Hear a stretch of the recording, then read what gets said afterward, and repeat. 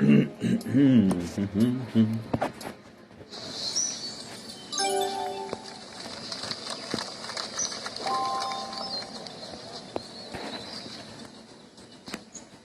morning, ladies and germs.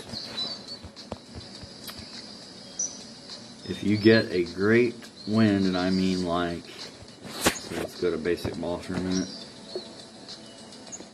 If you got like a 16.5 plus wind at more of a, that's about an 1120 angle. If you got a 12 to 1230 angle and that 16.5 to 17 wind, this might be go time for the front pin. You can get down to this area about at the end of that tree's shadow and then have a pretty reasonable chip up the hill, at least in the last half of that tree's shadow.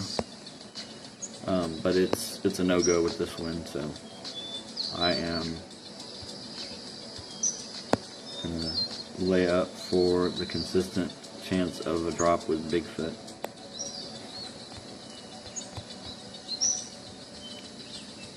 So fusion, max backspin, and this will be a 3.3-ish ring adjustment. Actually, wow, we're right at the edge of root range. I don't feel like changing right now, so I'm going to count my rings into overpower. And it's right at 3 rings, so we're going to go with a 60% overpower.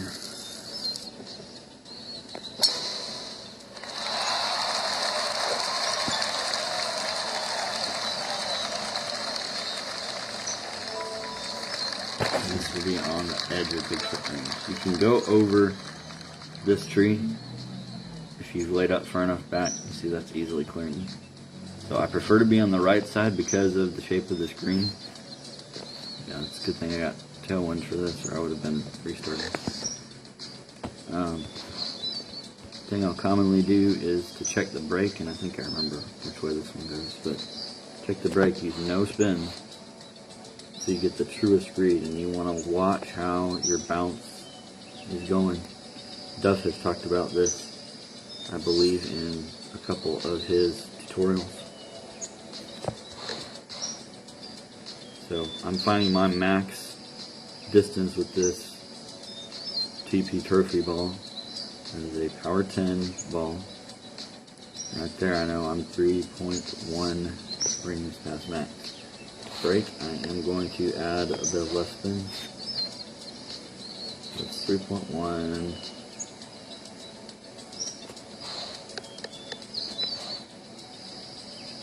About 2.6. And now I rotate, usually to this left side. I always seem to get a better idea of how it's actually going to go. Should be right there. So I'm measuring the bounce there and guesstimating how hot it's going to roll out. It's actually a little bit right.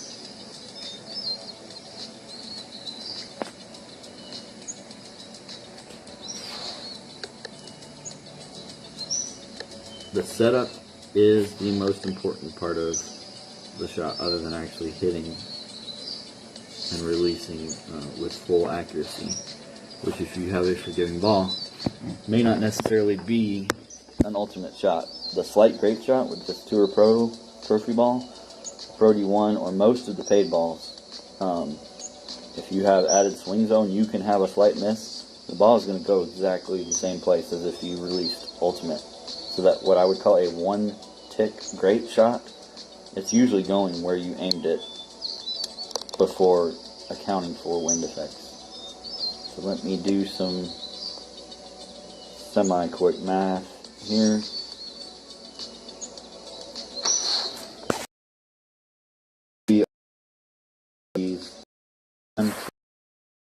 I'm not a fast player.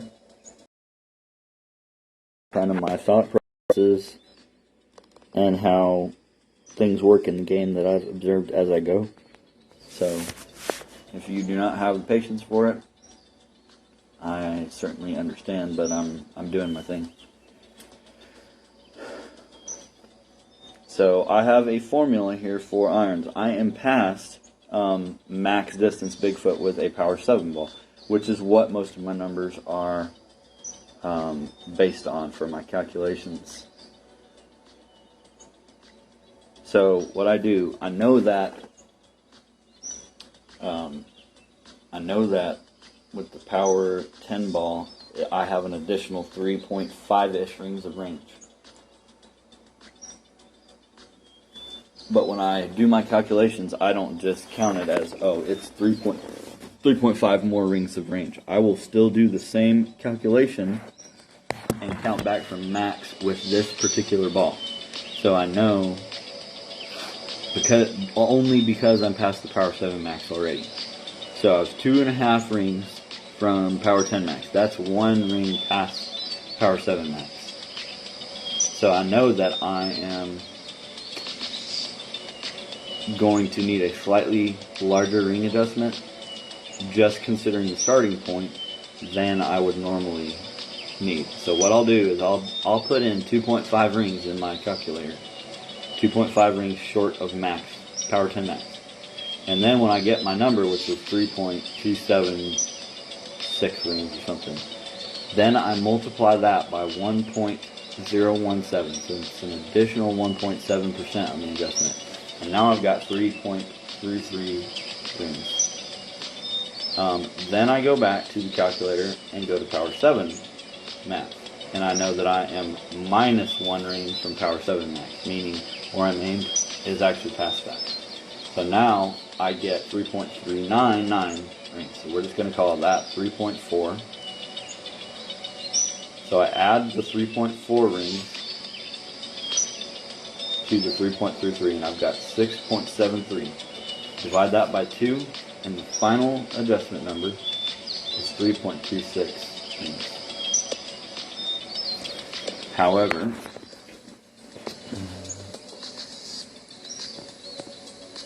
it just seems a little bit strong.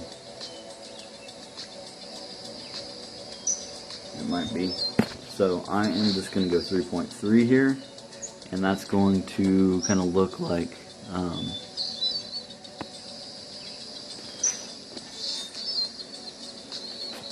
3.3 rings, and it's going to look like 3.1. So I don't know what this quality is actually like. If you can adjust it to like 720p, that would be probably ideal for me. I won't take as long explaining all this stuff on future shots, but I just kind of wanted to introduce my standard technique since this is the first shot of my first live stream. Yes, I am being very particular about how this is aimed.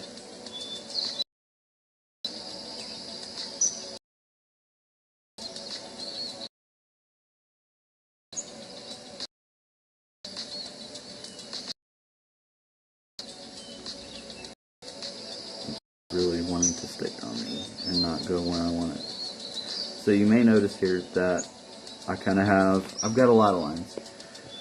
There are these green, long green vertical, and then some shorter green horizontal lines that kind of makes a 2x2, actually about a 2x4 set of boxes, and then there's some dead space.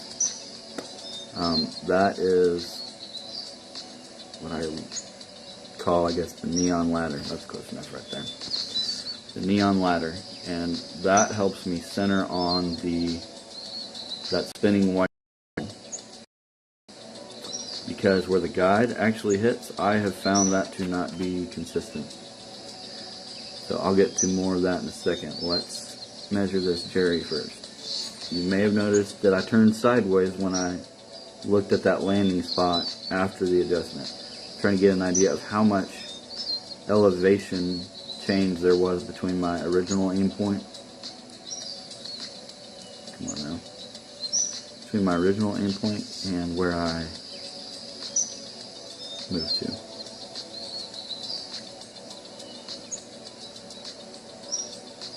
Yeah, this is really sticky. So that that little push or pull actually forward, because I like to view back from the target to the ball. That is a jerry adjustment. I just jerry forward about 2/10 of a ring. So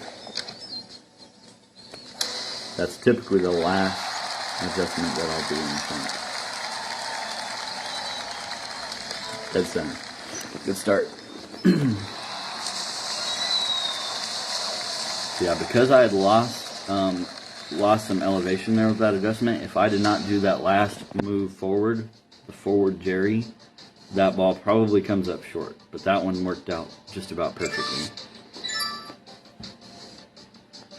So just so you know what we're looking at, this was the round 3 standings. I had a 6-shot lead on Be Superb. It's my buddy from Pakistan, Majd Alwan. I had a much better round yesterday than I've had so far. I only did 26. I think it was 26, 27 through the first 3 rounds. So I was sitting at 53 under, and then I had a 30 yesterday with the birdie on 18 because I drove about 2 feet too far and it fell off the side of the fairway into the sand on Abu Dhabi 18.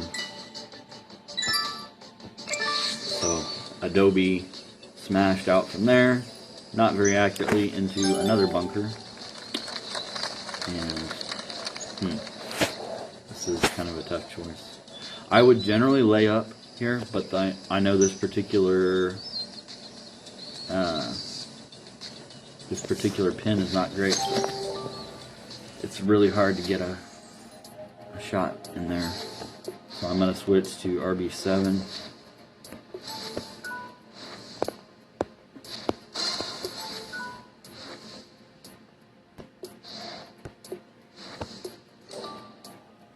And try to cut over the corner of this little annoying little rough spot. I will burn a Pro DXmas for this. And this, oh wow, that's a really, that's a really light wind. So it's not a great angle. The ball's not going to get up there very far. Yeah, I'm going to rethink this. My apologies.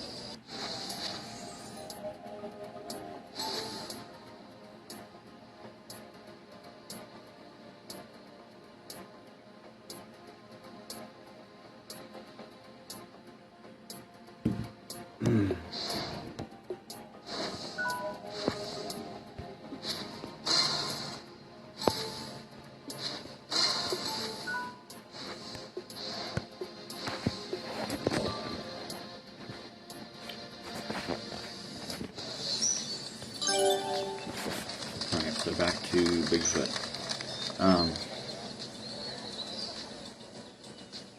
Part of what's going on with my grid is I've got, you hopefully can see that red bullseye of the grid, not the actual game target here, but in the center of the screen there's that red bullseye on my grid. That is my zoom focal point. So when you I have found the exact center of the screen, and you'll see I can put this on the hole and zoom all the way out, and it's still going to stay on the hole regardless of what angle I do, until you get something that the game recognizes as solid material. You see how it jumped on the pin there. So I can pick this spot in the green, zoom in there, but if I rotate to the left and go across, now it wants to pick up the pin. Do it again. I'll put it right there, and oops, it caught the pin. But as long as you have a, so let's use, I don't know, let's use this shadow. Spin around. As long as you don't have anything solid in the way that's interrupting, it'll track on that shadow. And that comes in useful for several things. The main one is it lets you get an accurate measurement of the range for a club. So I'm going to use the Bigfoot measurement, try to get in the right side of this fairway. Put the bar close to the pin. Oops, wrong ball. You might not want a Pro DX for a Bigfoot shot.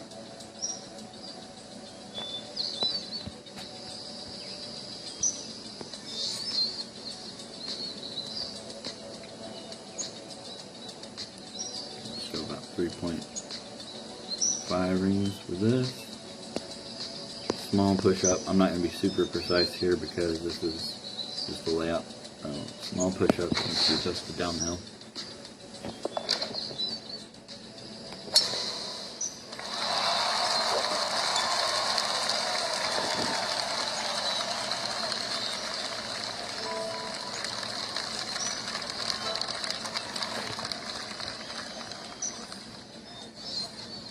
This is actually a beautiful wind. So right about now, I'm very glad that I laid up. Let's check. Break again. I do know this green slopes a little bit to the right, and as many of the close house Colt greens are, this has a ton of secondary wind effect. So the bounce is going to be quite a bit different based on the wind than it actually displays on the shot view. I know this will bounce pretty hot.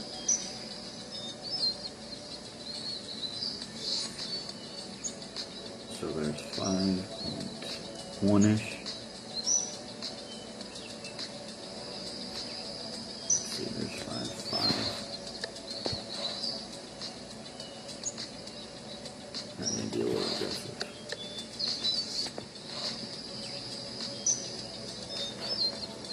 So playing your bounces and playing side spin against the wind and the break of the green, that is not an exact science to me.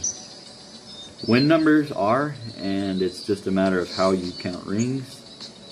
The wind in this game, I see complaints all the time in the Facebook group saying they need to fix the wind and it's unfair and not realistic. There's no game that compares to this one as far as the consistency of the wind effects. Honestly, I've played almost every golf game there is before UG came out. I played World Golf Tour, played Golf Clash, played Golf Rival. I can't even remember the names of all of them. This one is the closest to getting it right by far. It's understanding all wind effects, and the most lost in the weeds of those are the secondary wind effects, like is going to happen on this bounce. So I think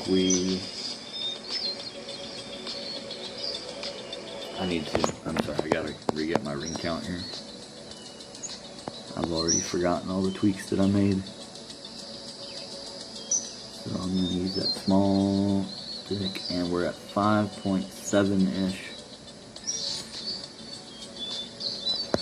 rings from this Power 10 Max. And I'm just going to break slightly more right.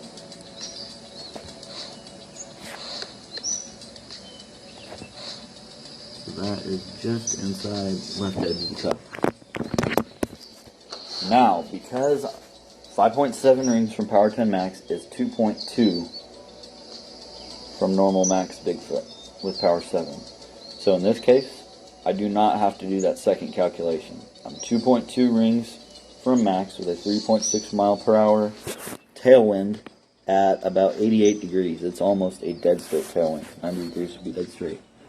And my adjustment that I'm calculating is 3.28 rings, which it's slightly uphill. So we're going to call that 3.25 because I know from experience that this one tends to be slightly under.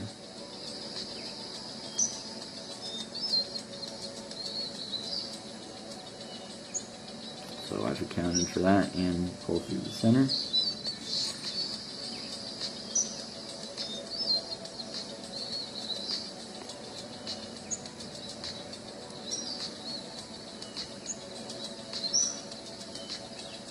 So I'll give a spiel here on how I count the rings, probably on the next hole.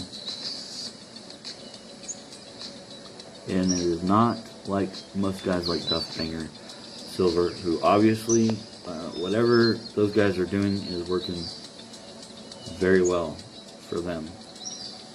And a strong argument is that if what you're doing is working, you don't need to change.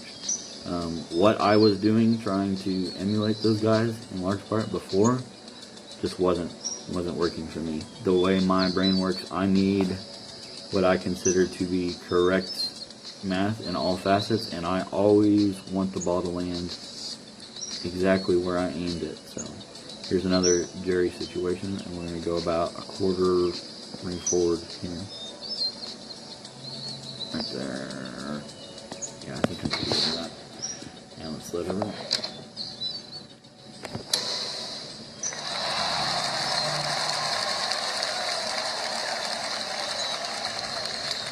Ooh, a little hot still, but left side of the cup.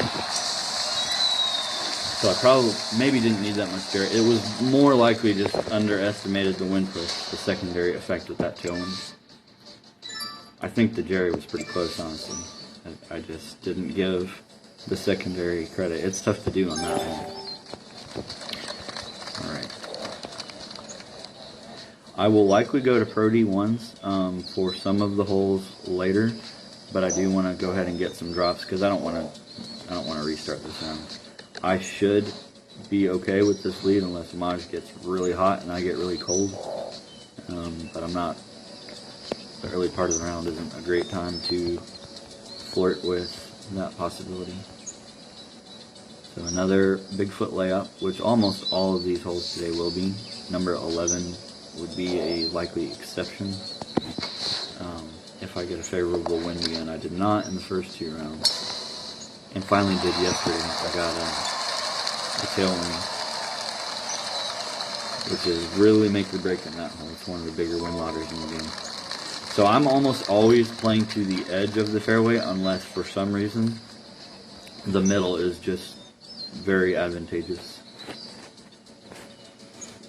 And here is going to be our first lightning rod shot of the day.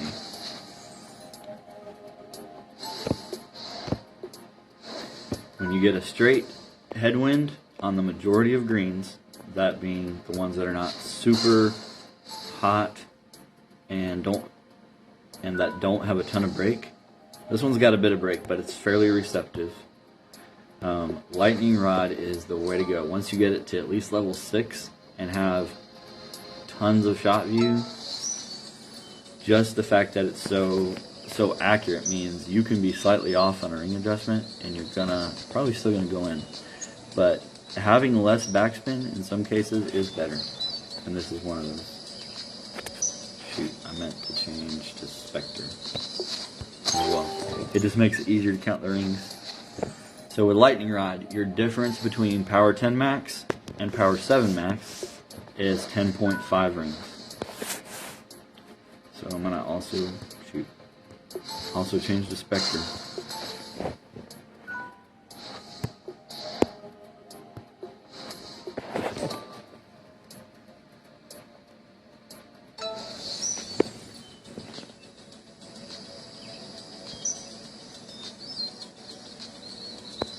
So now, when I have Spectre equipped, if it was a power 7 ball, I know I would have 55.5 rings from where Spectre range maxed out, from where it changes from Spectre to lightning rod. But because it's a power 10, it's 10.5 rings off of that 55.5 number. So now, right now where I'm sitting, this is 45 lightning rod 7 rings from power 7 max. I can still go up those additional 10.5 rings if I needed them, but I don't. So, get a good idea of the break in the screen. That shot view is insane, and the accuracy is insane for this club. I am going to play it with max backspin and get closer to the home. So let's start measuring here. We're going to go, that's basically 5 rings. 6, 7, 8 rings, and we'll end up doing a little bit more.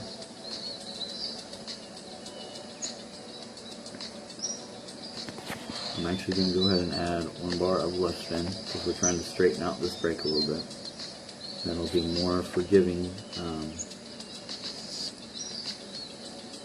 if the aim is just slightly off. So there's 9 and a half-ish. What that looks like.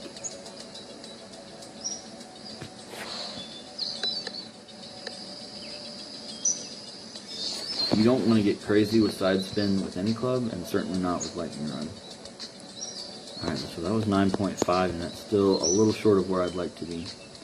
I do not want to leave this short, so let's go with about another 3/10 of a ring, and we'll call that 9.8 over min. I need a little bit more side spin, actually. So you're trying to find, for me, I'm trying to find the balance point of side spin to straighten out the break, and the wind, which is doing the opposite of the break, is trying to point to the left. That's going to be pretty close right there, I think. The break is stronger than the wind push to the side. And because the wind is shortening this bounce, it's going to make this want to catch the break sooner and turn right sooner. So it's finding that balance point. I'm going to go with that. The skid that the side spin is going to add, combine that with the amount of brake, the brake effect you're going to have, and I think we're still a little shy of where I want to be. I'm going to go ahead and just call it 10 rings. So we're now at 35 rings from Power 7 Max. So, refer back to calculating. 35 rings from Power 7, 2.6 miles per hour. Headwind at 77 degrees. And the calculation is 8.5 rings. When I make this headwind, I will be gaining elevation. You can see the screen tilts a little bit from back to front. When you jerry, the best way to get an idea of the green is to turn your wind arrow exactly sideways, like I have it now, so that you can ascertain exactly, based on your wind angle, how you're going to be moving and how the terrain is going to change. So I don't need to jerry yet, though. I'm going to go ahead and do my 8.5 rings. Zoom in close enough that that silly pin emblem is not in the way. It drives me batty. And now this is where I'll address more of the business with the reticle. So you see the spinning reticle. No, I moved too much now. The white spinning reticle there, that stays a relatively consistent size on your screen throughout the entire game. It will obviously change, and it does not relate to the ring sizes in any way, really. But it does give you a consistent reference point. And in this case, it looks like my center line. Hi, Jared. Very honored to have you on, man. I was one of your closest followers in Golf Clash for a while, and you probably had more to do with my success with Endbringer than anything else I ever did with Rapier. Really appreciate you, man. I'm glad you tuned in for a bit. So, back to this explanation. Look at the reticle. There's an equal gap on either side that's just inside the left and right inside edges of that white spinning ring, and an equal gap between those spots and the green lines on my grid. That's always what I'm shooting for. I'm not basing it on where that bounce shows, because that bounce, as you adjust, which I'm going to start to do now, that bounce can jitter back and forth a little bit. This game is built on clicks somewhat. You won't see it as much on the headwind ones, but when you have a crosswind, you're going to see a lot more jitter there, especially if the green tilts a lot. There will be some better examples later on. And it's also more with clubs with less accuracy. So I'm always going by centering on that reticle. It does not fail you. If you missed based on the reticle, you probably screwed up somewhere else, to be honest. Alright, so there is my 8.5 ring. Now let's go look at this angle again for the Jerry, since it's been a minute. Wind pointing directly left. Lowest profile view and that Jerry. So it's going to go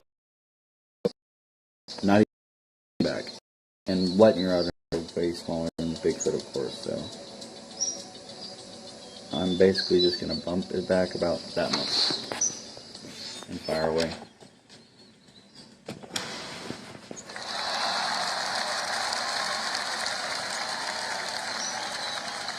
Oh, a little hot, and you see the brake. I did not play enough brake, so that was with almost 1.5 bars of left spin, and it still pushed too far to the right.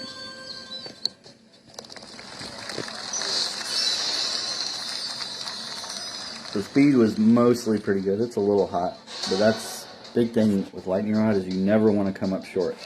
Having the extra rollout gives you a little bit more forgiveness. And the idea there is when the pin is going to be your friend, which is usually the case with lightning rod, you want to use lightning rod. If the pin is going to hurt you, well, let me say that differently.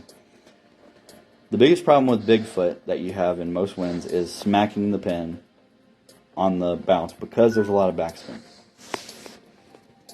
Lightning rod makes the pin your friend instead of your enemy there. If you have a green with a lot of break, or that runs really hot, like a lot of the London greens, Wolf Creek, some of the closed house holes, and that's very much dependent on wind speed and direction, Bigfoot's usually the better option. You won't see most of us use lightning rod a whole lot on the Wolf Creek greens, at least not on the par 4s and most par 5s. There's one par 3, I forget the whole number. There's one par 3 that is a lot better for Bigfoot. It's very downhill, and that green sticks like a dartboard. And let's get Orion. Hopefully I won't be using Orion here anyway. Honestly, this is probably going to end up being either a lightning rod or root shot.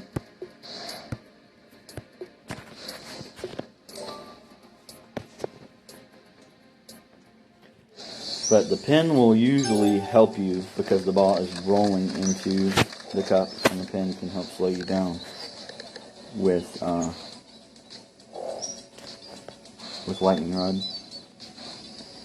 Whereas with Bigfoot, the pin is usually getting in the way. Sometimes it does help, but in my experience, it hurts more than it helps.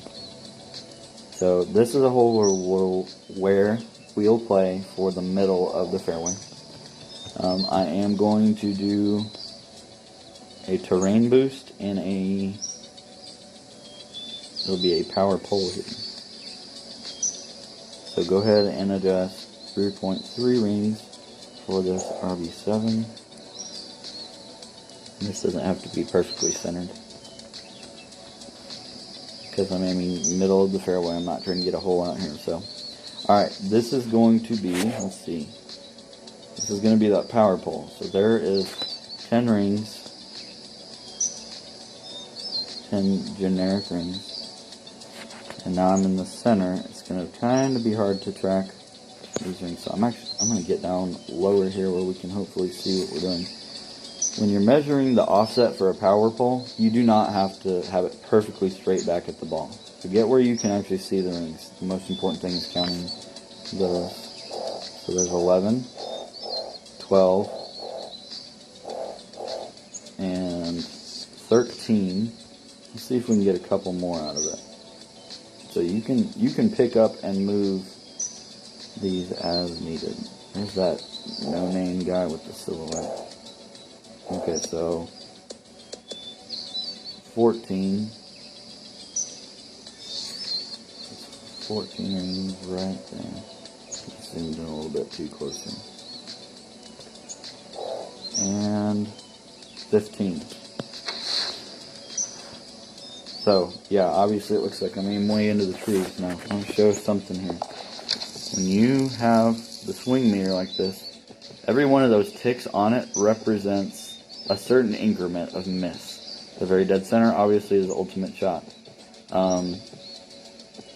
A portion of the slots on either side of that center, a portion of those, depending on the swing zone percentage of your ball, will also produce a perfectly accurate shot. With this Tour Pro ball, it's somewhere around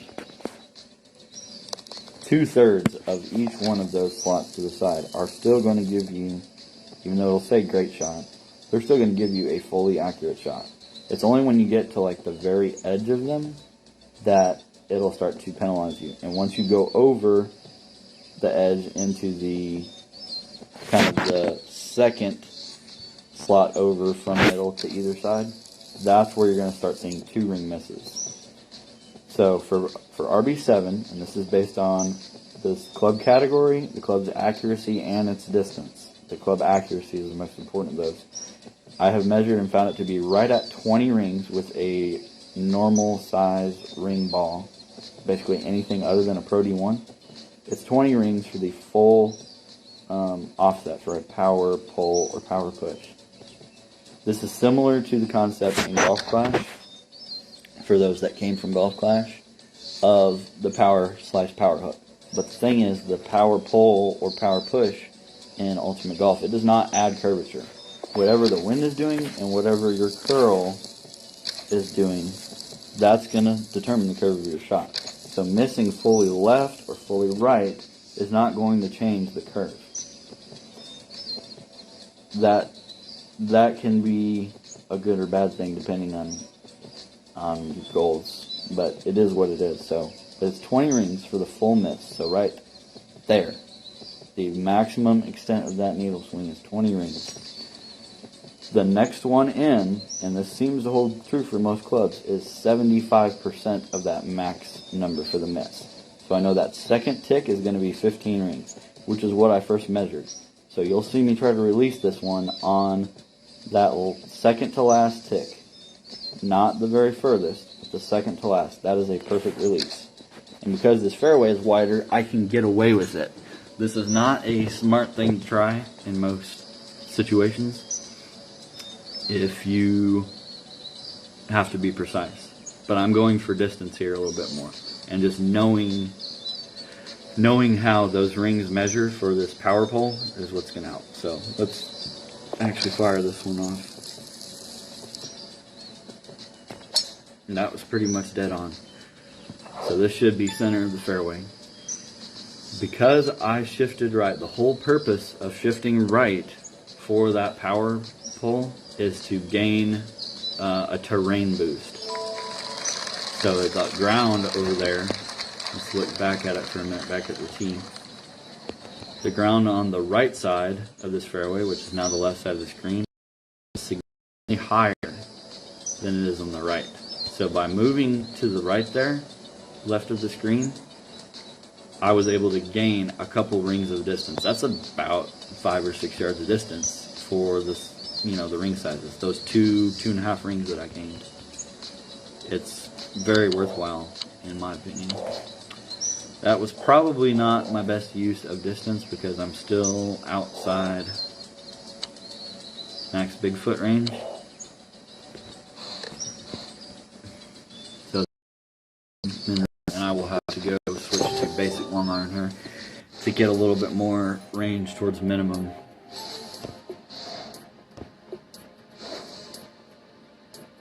Yes, Jared, that when I say terrain boost, that is an intentional movement to gain distance.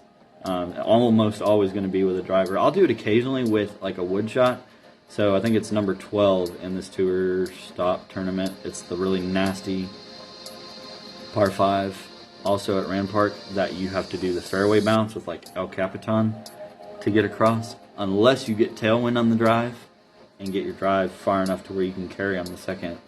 I know Banger and I have both made albatrosses on it by getting the drive far enough and carrying it completely over to the other side.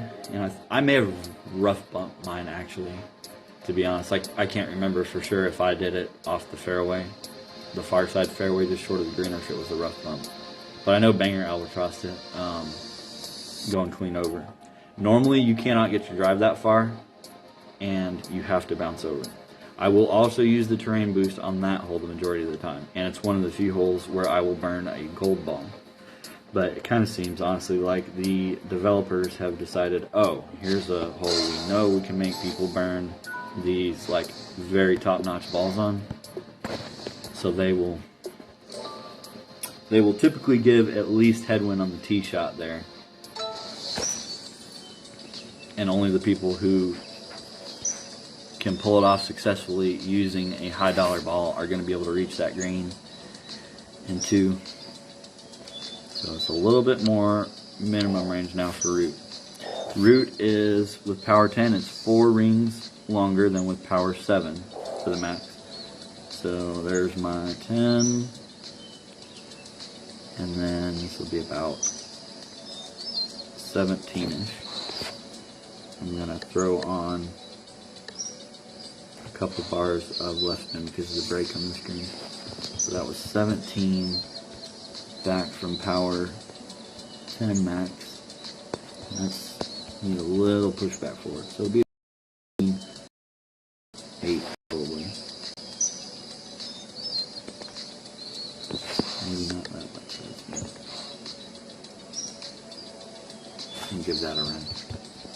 I don't expect to drop this one. That wasn't an extremely well advised choice on the drive with that particular one. I knew I couldn't get to Bigfoot max range.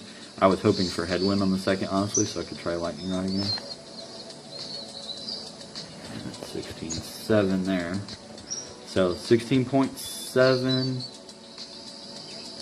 rings from power 10 max is 12.7 from power 7 max.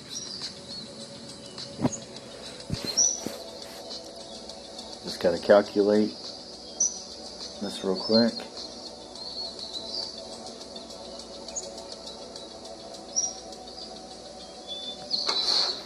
So when I'm checking the wind angle, you see the dials on my grid there, the clock dials. That's an image, custom image superimposed by Crosshair Hero. That's definitely my favorite one. Actually, that just reminded me there's someone who asked for that graphic and I need to get it to him. So I'll have to do that here shortly. That is a 16-degree tailwind. So my adjustment is showing 3.42 rings the way I measure, which will look like about 3.1 on the screen if you measure everything as 2. As either 1 ring or 2 rings. So that brings up the other subject that I started to introduce earlier. The ring sizes, fact, are not all the same. I play the rings, I play the center double that I'm finagling with right now. That's 2.4 units across. And then all the frosted rings, which is what we're centered on here right now, centers in the frosted rings, or sometimes they play as 1.1, and then the darker rings play 0.9. The singles, that is. So you have 4 singles on each side, 2 of each on each side of the center, and then the center is 2.4. So it's 1.1 plus 0.9 is 2 total. Another 1.1 makes 3.1. Another 0.9 is 4 total. So if you're not using the center, you can average out those rings in between the 1.9s and the 0.9s. That is 4 total rings. So any 2 of the singles exactly would be accurate. That would render a lot of the popular numbers that you see people give, whimper rings, that would render a lot of those numbers to be inaccurate, because those are based on traditional ring counting. So let's check out this Jerry. It's a weird little knob. I did lose a little bit of ground. Come back to this other side. I have lost some elevation with that, but not a lot. and it's going to push quickly back up a knob. So this will just be a very minor forward jerry.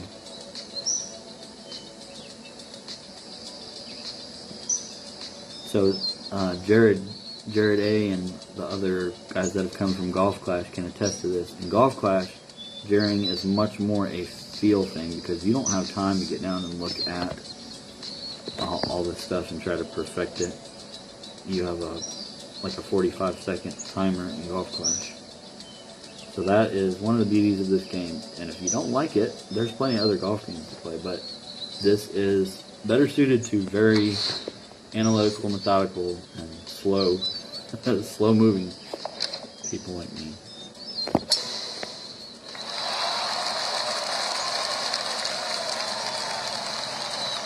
And yeah, the wind, I did not give that wind push enough credit, or maybe a slight under adjust, or a combination of the two.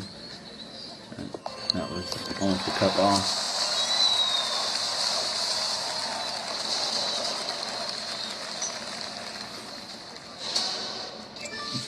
I'm reading your message now, Jared. Why does Let's see if I actually managed to get a tailwind in this hole, because I haven't had one in this hole in 4 months. Nope, dead headwind again. So hopefully I'll also get that in a second. Let's see what I'm talking about here. Yeah, definitely no 1201 poles. They're just not needed. I mean, I'll do it. I'll get lazy and do it on a drive sometimes, just because I can. You don't have to be that precise. I'm not going off of a guide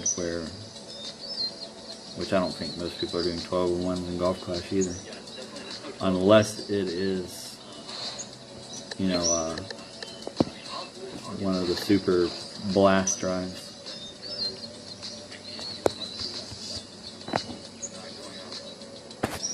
Alright, so this is another Bigfoot layup.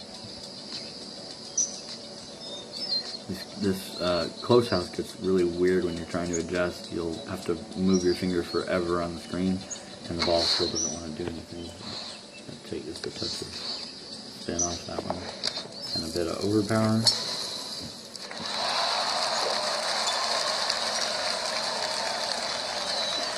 So to answer your question, Jared, on counting rings from max instead of min, max is more consistent. Oh shoot, I still got basic long iron. So we changed clubs here to Bigfoot. So the thing with Ultimate Golf is that the club equipped under the club you're using, so in this example, short iron versus long iron, I'm equipping Bigfoot now. And whether I have Orion equipped or Spectre equipped, because of the difference in yardage, you see the 131 there with Orion, 145 with Spectre. That's determining the minimum usable range for Bigfoot. There is also an absolute minimum range that seems to be independent of the clubs in use. So like in the earlier stages of the game, the shortest short iron is Iron Eagle. Until you max it, it is shorter than the basic long iron, or the basic short iron, excuse me. So it's kind of like Kingfisher in Golf Clash. It's a very similar club, just it never gets great here on its own because it doesn't have a lot of spin, and the shot view, it's not better. It's honestly not better than Bigfoot. Bigfoot is like Saturn with Grizzly Ball Guy. What I like to do on this hole is start it with one side spin. Very hot green. This is the nastiest green in the game with respect to secondary wind effect. So let me set this up and I'll pick back up with that question you asked her. So I started with one left spin. That's still a little bit hot at 6 rings from max. So let's go with 6.6ish and see what that looks like. I do see your message coming through. My brain can't multitask it, so I will get back to that in a second.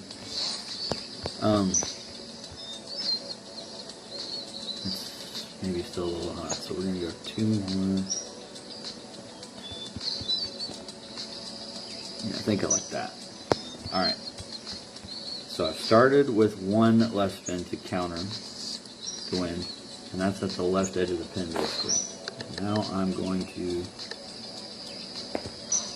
add almost the full 3 bars, so about 2.8 bars of left spin, because you won't believe how much the wind will push this over. So that was 6.8 rings. 6.8 rings from max with power 10, meaning it'll be 3.3 rings from max with power 7.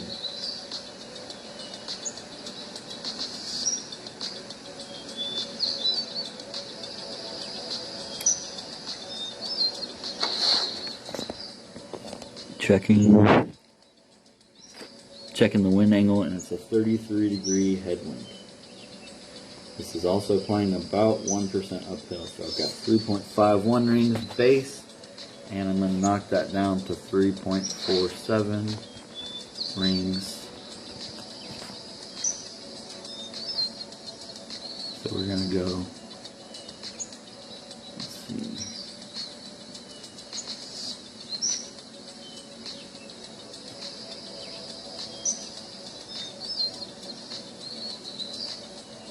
There.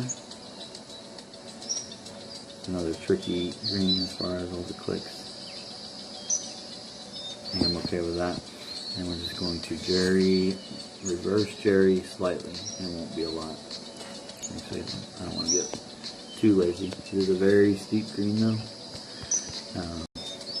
And the thing with jerry here is it always seems to be about half of how much it looks like you need. You don't want to just discount doing a jerry, but over jerrying has been a common problem and reason for missing for me. And it's more so reverse jerrying is less of a necessity than forward jerrying usually. So it's going to bounce hard left. Oh wow, it actually went in.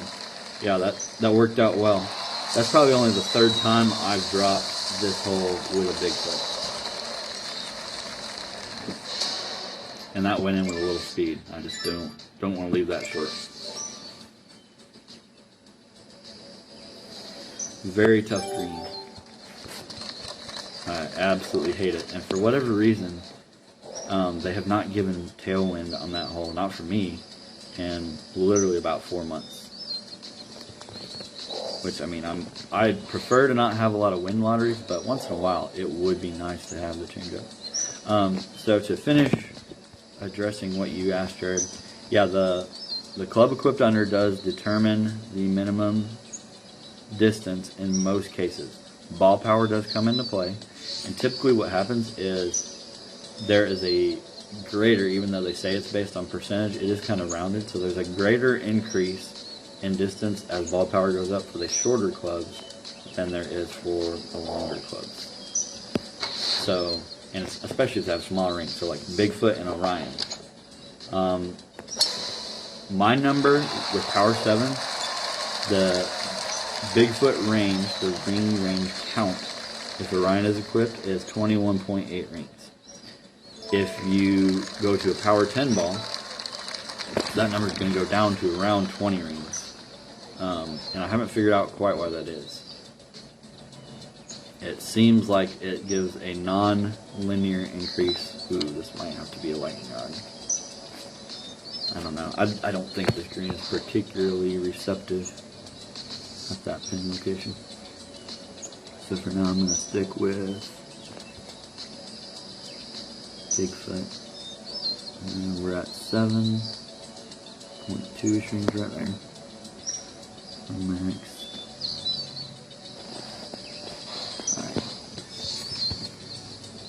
Alright. I've already illustrated it, so I'm kind of cheating and saving a little time here. I'm not measuring break with the no spin technique every time. But now I know this green breaks left. The wind is pointing slightly right, but not hard right. Too much. So a touch of right spin along with the max backspin. Basically centered on the pin. I'm actually going to take just a touch off the max backspin. So if you have a 4 mile per hour headwind and you are at power 7, say 5 rings from power 7 max with Bigfoot, use max backspin. If your bounce is about 1.5 to 1.8 rings long, actually no, 1.8 to 2 rings long, you can pretty much guesstimate it to where the tip of the shot view is coming down at center cup, and that is a good guesstimate on most greens of how the ball is going to bounce. That would be proper speed to go in the cup nicely, like on the third bounce. This is a shorter bounce right now. It's more compressed because this is a sticky green. That's only at like a 1.3 ring bounce. So that would try to bite in this 3.8, almost a 4 mile per hour headwind. That's going to try to bite sooner. That would end up short of the hole and rolling back to like an 875, 885 tiebreaker. It would start to peek over the edge and be like, oh, it's dark in there, I don't want any part of that. So you take off a little bit, and now it looks like that shot view is going more towards the back of the cup. I'm actually going to do a little bit more off. So it's pretty much just 8 full bars of backspin instead of the 9. I think I like that.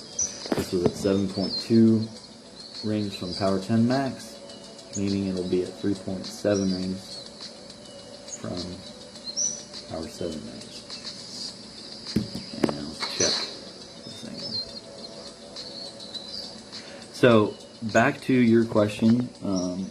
That's a 70, right at 75 degree headwind. 3.67 rings here. So almost 3.7 rings.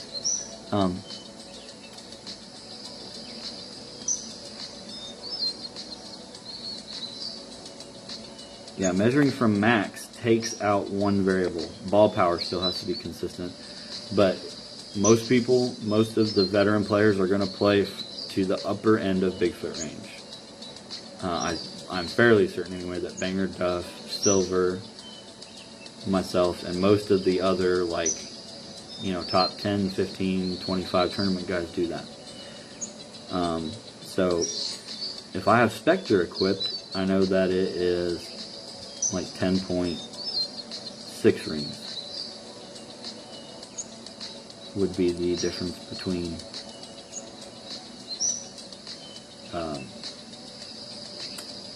max and min Bigfoot. If it is Orion, then it's 21.8. Usually I'm going to be in a situation where it doesn't matter. I can get away with not changing, the set of numbers by counting back from the max number. When you count up from min, well, your numbers are all going to be based on a particular club being equipped. And I personally don't think, I always would prefer to be at the max range. You get better bite from, having backspin.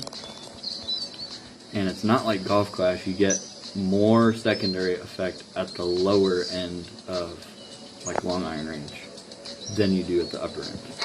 That green is flat enough, I don't want to be so I'm just going to let it rip.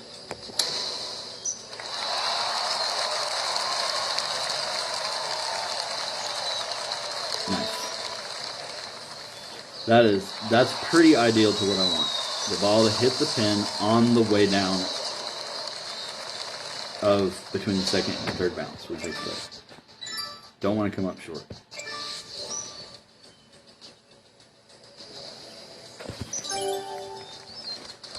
Alright.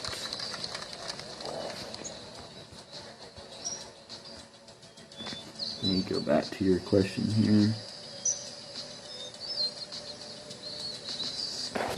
Yeah, so if you're, I don't know what level you're playing at right now, Jared, but if you're below pro, certainly, using the traditional numbers is just fine. And you can, I've had some mostly private debates with Banger about the whole ring system. The dude is a mathematical and genius. There's an element of that it just, so I have device on.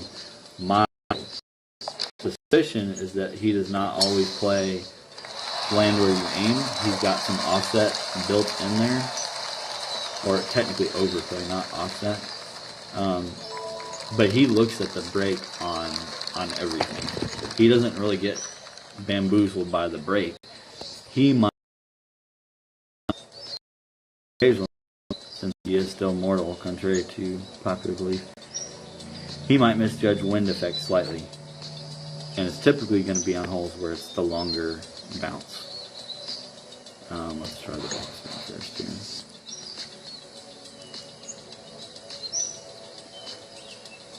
I definitely do as well. So my game is built around, I've got to land where I aim. That was 6, wasn't it?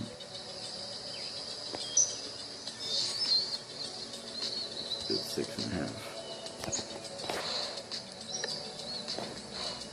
So whatever any of those other guys do differently that I mentioned, I am not in the slightest going to tell you, oh, well, their method is wrong. Because their results certainly are not wrong.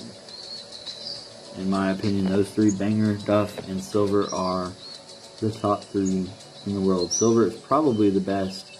He's virtually free to play. He shoots similar scores to what I do, using only Pro D1s on most of the holes. Which, I mean, when you're using Lightning Rod 7, those are like 20 plus ring adjustments, and he still drops probably over half of those. I think that was a little bit too much.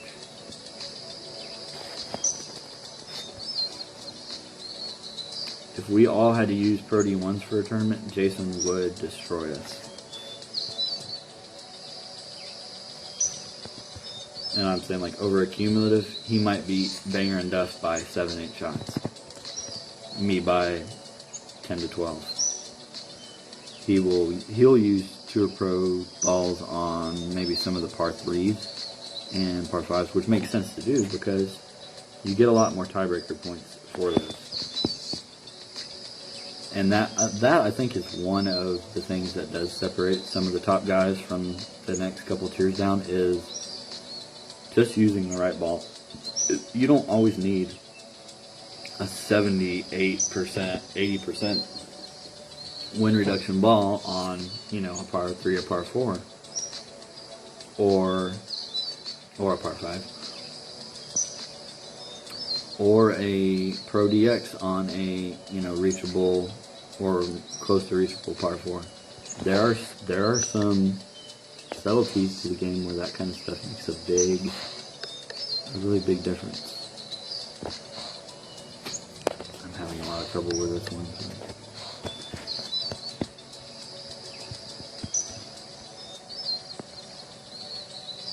I think that mouse is a little bit hot. Sorry, this one is really throwing me for a loop.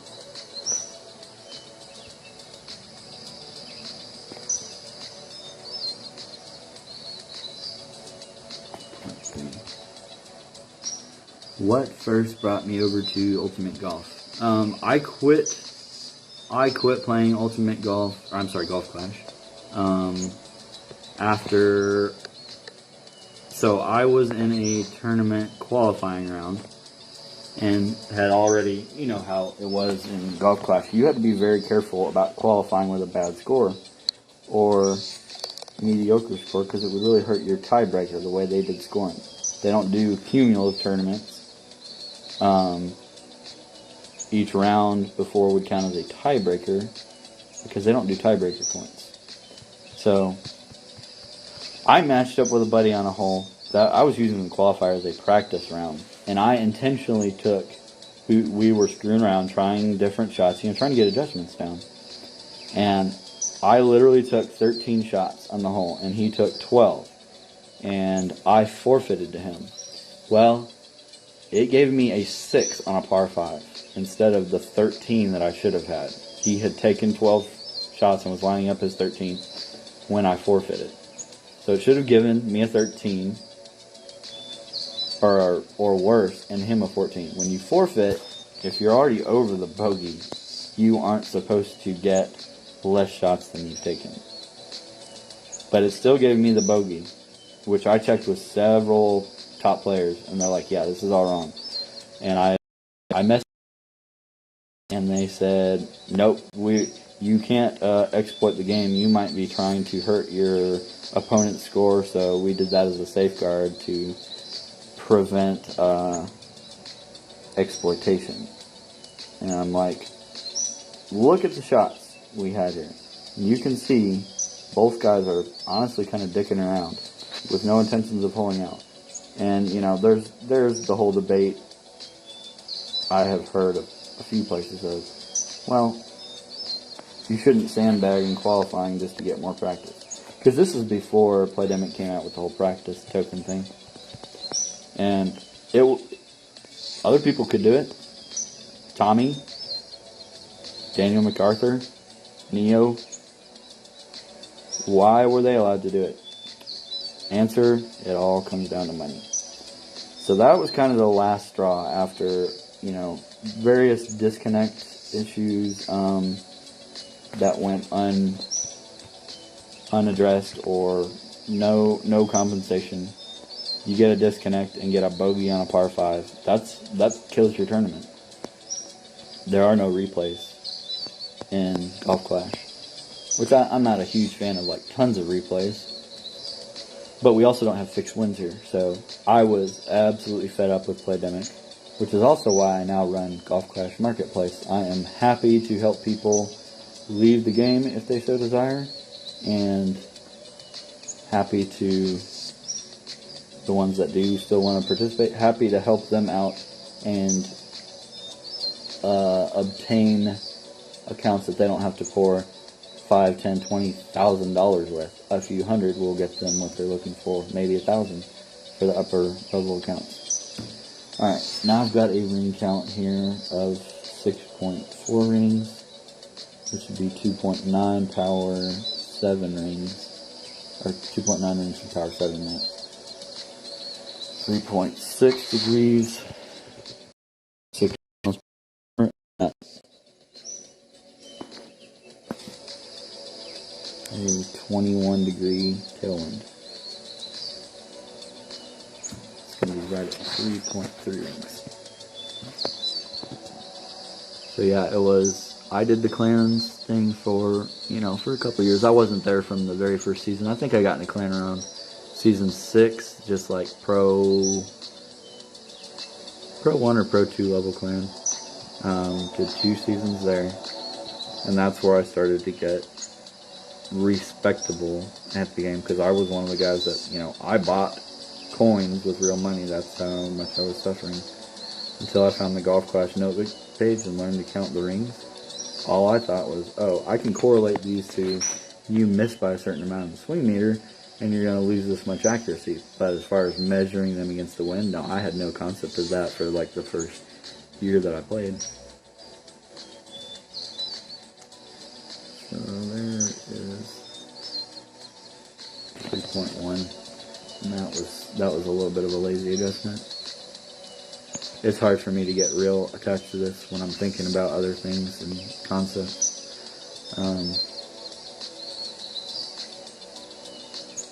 Yeah, so I honestly pretty much mentally gave the middle finger to Playdemic, and that's where I still am today, which is, like I said, part of why I am happy to see them lose money through what's going on in Golf Clash Marketplace, while other people keep more of their money. And, making sure no one's getting scammed, that kind of thing.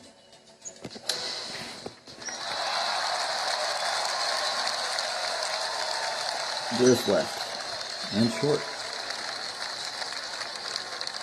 Taking that Jerry up enough for it. Let's stick here. I think I failed to Jerry enough there.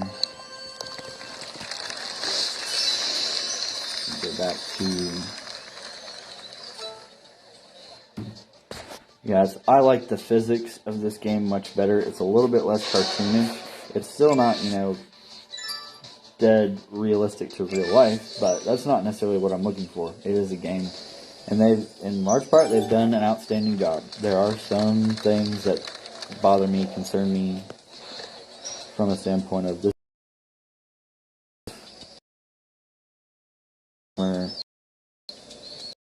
essentially. Still going to make money. It's a good game. And if you continue to improve it and listen to customer feedback, nobody's going to leave. Unless, they just have family concerns. That was part of it for me too, because I did meet my wife, and we had to be semi-long distance for basically the whole time we were dating.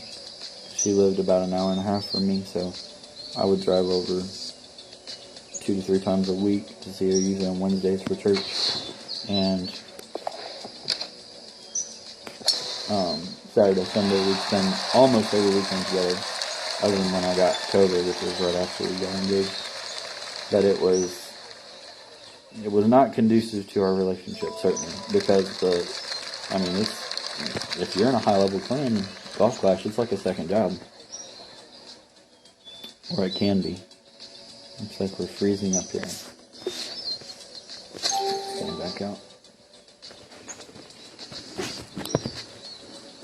Yeah, the shot copying it's mind-numbing after a while. There is a certain level of pride you can take in doing that.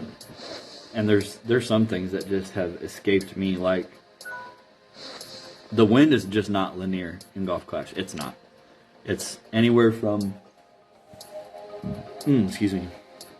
anywhere from 1.1 to 1.3, maybe even 1.4 times as much effect for vertical winds as it is for crosswinds. And it's all there, so I don't know what's going on with this server. Open this real quick for the mission point.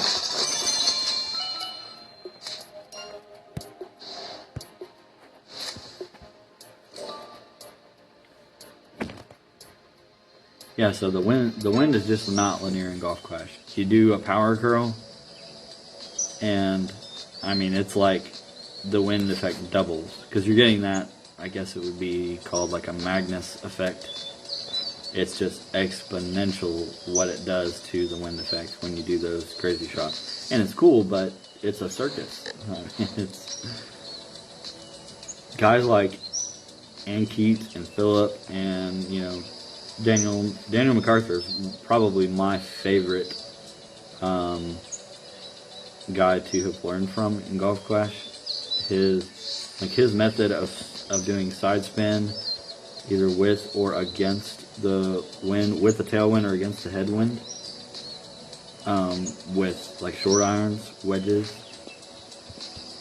That was definitely revolutionary to my game. That helped me so much. And I never got great at. I won one expert tournament. I got 8th place, I think, in Masters on my alt account. I think my highest finish on my main account in Golf Clash was like 11th or 14th or something in Master. It was in the fall major of 2019, I want to say. No, 2018. That looks pretty close right there. Gosh, I cannot count rings while I talk. Looks like it's about 7 from minutes.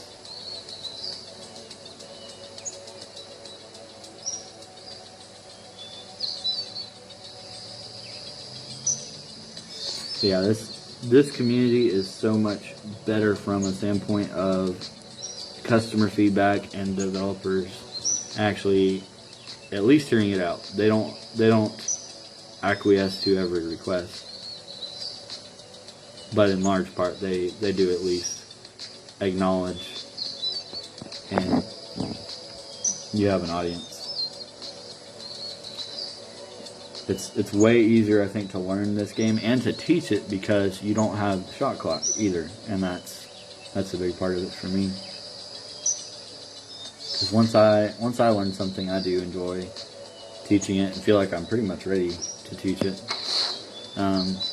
But you can't illustrate certain things when you have that time constraint that exists in Golf Clash and doesn't really exist here. So this is a hole that I know, being downhill, elevation does actually play in here. It's another 2% or so, maybe 2.5%. You've probably noticed by now, Jared, that that elevation is not nearly so much a factor in this game, the way it's coded, that it is in Golf Clash. And honestly, I think it's a lot more realistic here. You go to a real live course and shooting, 20 feet downhill like this shot might be, it's not going to add 2 rings to the adjustment. It might add 2/10, 3/10 of a ring. Alright, so I've got 3.3. So we're going to go almost 3.4 rings here.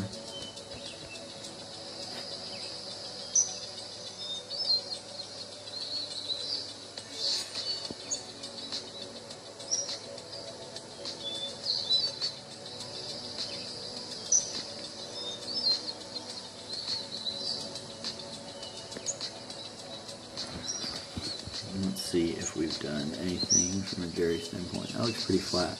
And I actually did go slightly forward on the adjustment, so we'll let that rip.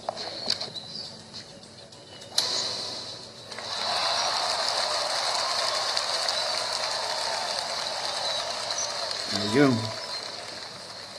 Almost didn't play enough secondary effect there. May have been a slight under adjust too. That's almost 2.5 there.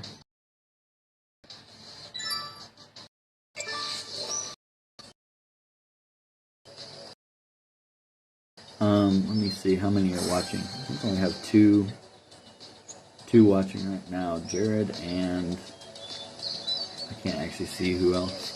Like one of the guys from RCC said they were tuning in. Why is it doing this? It keeps like not displaying my actual shot. Yeah, so I know Banger has figured out a method which he has not shared with me, and I do not expect him to. But he has figured out a method to accurately calculate a plus or minus adjustment based on elevation and other factors. I've gotten some of it down, but I cannot put my finger on it. I actually have more trouble off the tee than I do from the fairway.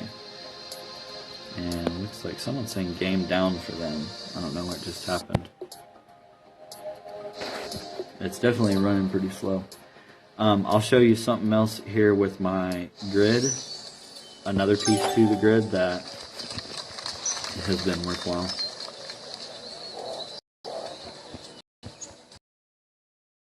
I got where I'm targeting to end up. Now that's a certain amount of zoom. Excuse me, because the drone, if you will, that the camera is on is at a certain height. Now when I'm moving with one finger only, one point of contact on the screen to get it over the green. Now when I add a second finger, you'll see this either zoom slightly in or slightly out. Okay, I squeezed together there and it zoomed further out.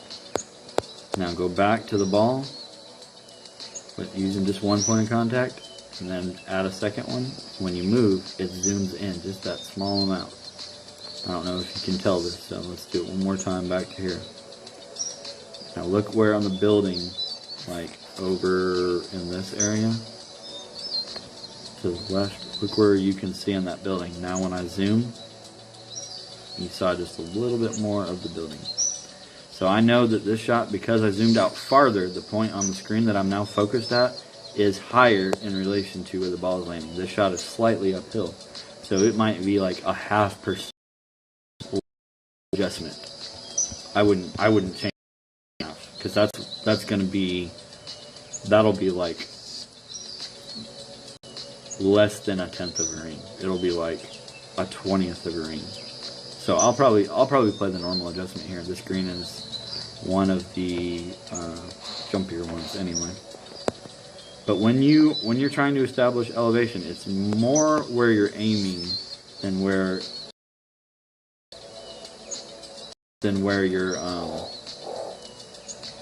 sitting at. Or let me say that better. I'm trying to set myself to the Bigfoot max distance here, and I need to base that height to get my measuring bar right. I need to base that more on the green than I do on where I'm landing this drive.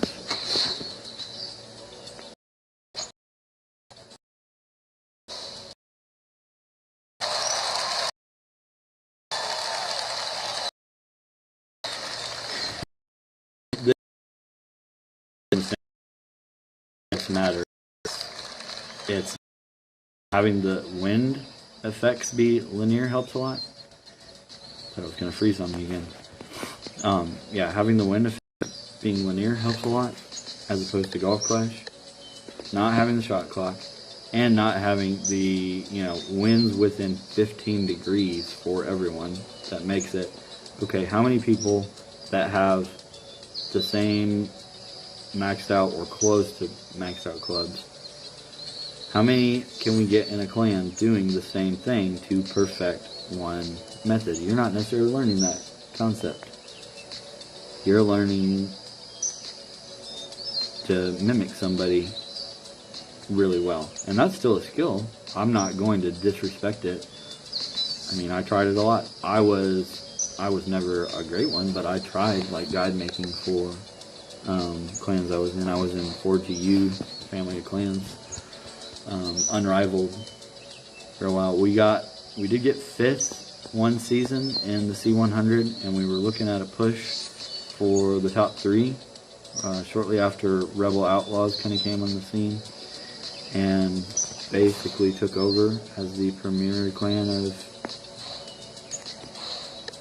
the C100. They were the clan to beat because you could not compete with their round the clock grinding. And, sharing accounts, having tournament studs play everyone's tournaments while their accounts were being grinded on by the others. I know there's a lot of controversy about that, but enough of us looked into things enough. It was definitely going on.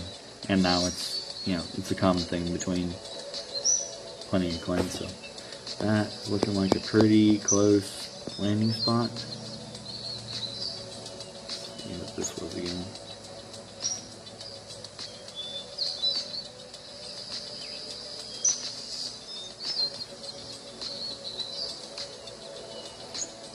So we're at 5.3-ish range from max.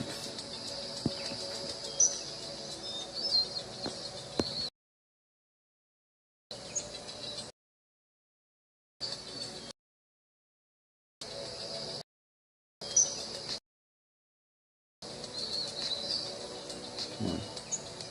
It's getting sticky on me. I think I'm good with that.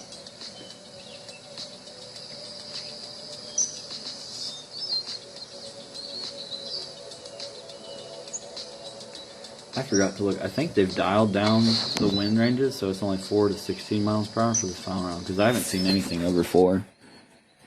That is about an 11-degree tailwind, so I've got 3.459 rings here.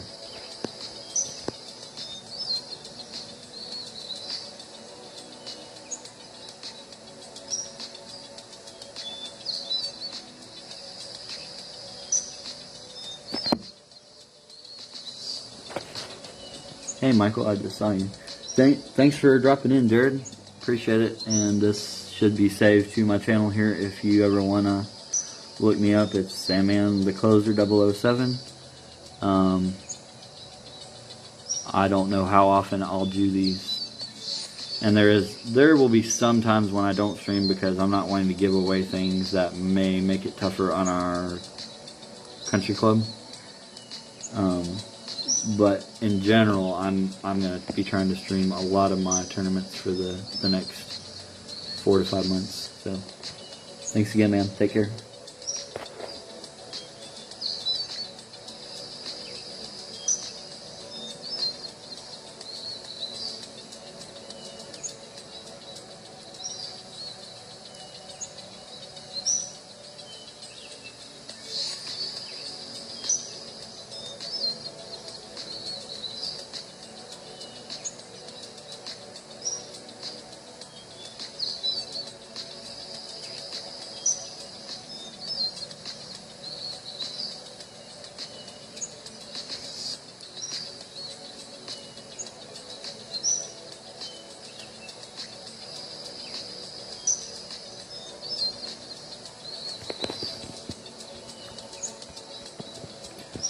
So we jerried, our adjustment took it slightly uphill, so I'm going to reverse jerry just like a click or two here.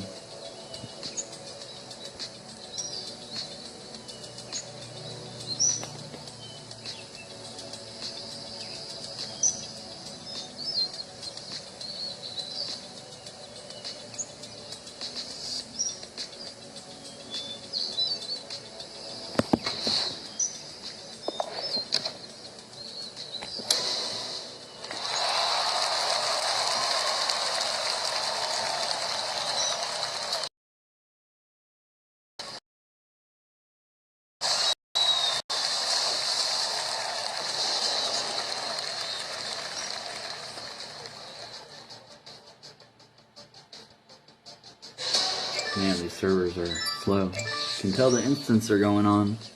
At least I think they are. I'll have to catch the later end of them. Alright, we're on number 10. Pin on the far right. And this is about an average green as far as the stickiness, but with the pin on the far right, you don't want to be coming too much from the left. Excuse me.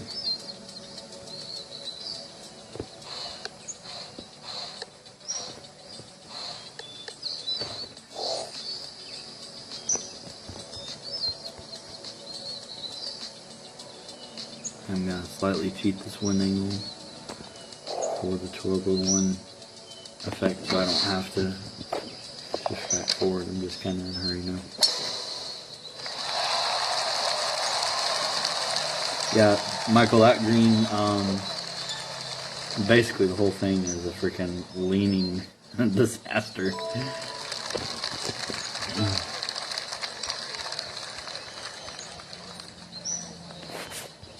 It's been tough to get the balance of side spin and wind effect, especially when they're going the same direction as the brake on that green.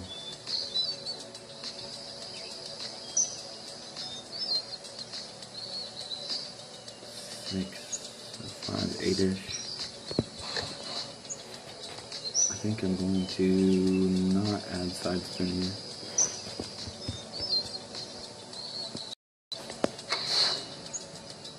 Yeah, slight headwind, so that should be good on the speed of the bounce. That was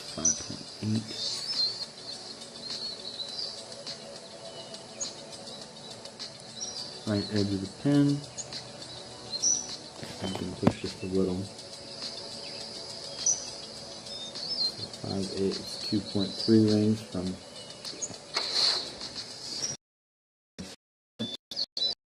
And that wind angle is a 14 degree headwind at 3.6 miles per hour.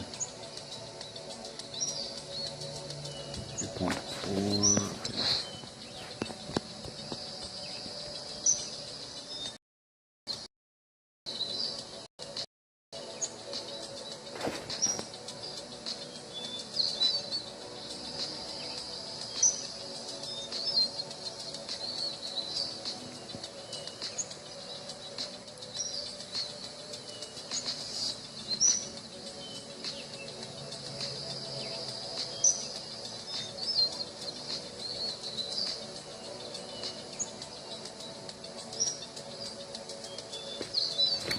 Really close. And did we lose any ground there? I think it may have gone slightly downhill, so I'm going to go a click forward here. You can never make a shot that never gets to the hole, so I would rather smack the pin than come up short.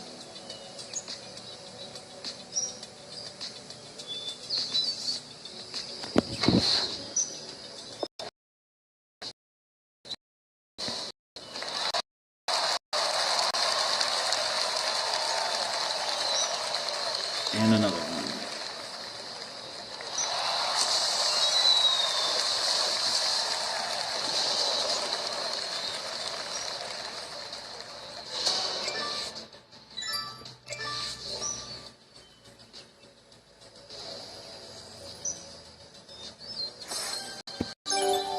No tailwind. So I'm going to waste a gold ball here. this should not be make or break, but I do want to kind of illustrate another point. Go max side spin, because I don't want to do max curl here, because max curl is going to bring it in from kind of this angle. So I will probably do like 75–80% curl, and just be hoping to get up to the rough. It is going to run through the fairway into the rough, but I'm hoping to just get up to a minimal adjustment range. Thanks, Michael. I like Rand Park a lot. It's, once you get a feel for the greens, how there's a lot of back to front tilt on most of the greens, and a good number of breaks, but they're actually not that soft. They're pretty hot, so the ball runs out a bit, but then it wants to back up because it maintains that spin, and it the back to front tilt is what'll let it still come back on the end. And it's also why you smack the pin a lot of times, just going with Bigfoot max backspin. Your ball's coming, you know, on such a vertical bounce, it's really hard to miss the pin sometimes. So when there's a headwind, that's why I really like lightning rod on this course. There's my buddy. I don't know if he's replaying or not. Man, he stopped just in the frame. I wish he could teach me to do that. Alright, so we're going to shift over. I'm not even measuring properly here, to be honest. I'm just going to shift over that much. Max top, max right, and oh, I totally forgot about this. So this is a little risky. I'm going to try a limited power push. We're going to shift. There's 5, 6, 7.5 rings, it looks like. Yeah. 7.5 ring power push without doing max curl. So there are, let's see, that's about the amount of curl I want to use. So I'm going to do it between, if you're counting from the very right edge of the swing meter, there's 20, 15, 10, and then it would be 5 for the fourth one. I need to be halfway between the 10 and the 5. That slot. So it's like the third little slot from the right end, halfway. And that was reasonably close. I just missed the tree. Yeah, I think I was basically at 8 rings. Or no, I'm sorry, 7 rings, you're right. It was about a half a round. But I did give myself a little over 1 ring of tolerance. So that honestly worked out pretty well. There was no way I was getting much closer to the green. But that's just to maximize distance there.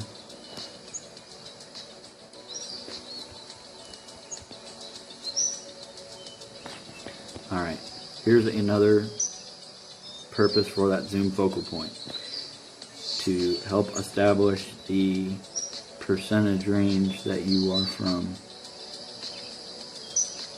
the intended landing spot. So I'm right at 25% hive range, and I have a conversion, which quite frankly I'm not going to say here on the air, because this is one advantage that I'm trying to maintain for our country club.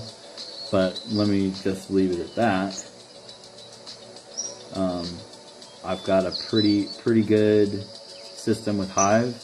I was responsible for developing some of the data points, but Banger is the one that put together the calculator. So lots of credit, and most credit to him for that. It's been shared with me. I don't share the calculator directly with our country club because I was sworn to secrecy on it, and my word means a lot to me. But I will help with specific numbers for specific shots for our country club and for a few other friends here and there. So I've got to make sure that the various factors going into should I help this person with the shot are not competing with each other in the wrong way. I'm not ever going to share something that's not mine to share. Intentionally anyways. I Can't say I've never done anything like that unwittingly, but I won't do it on purpose. That should be all the adjustment we need right there.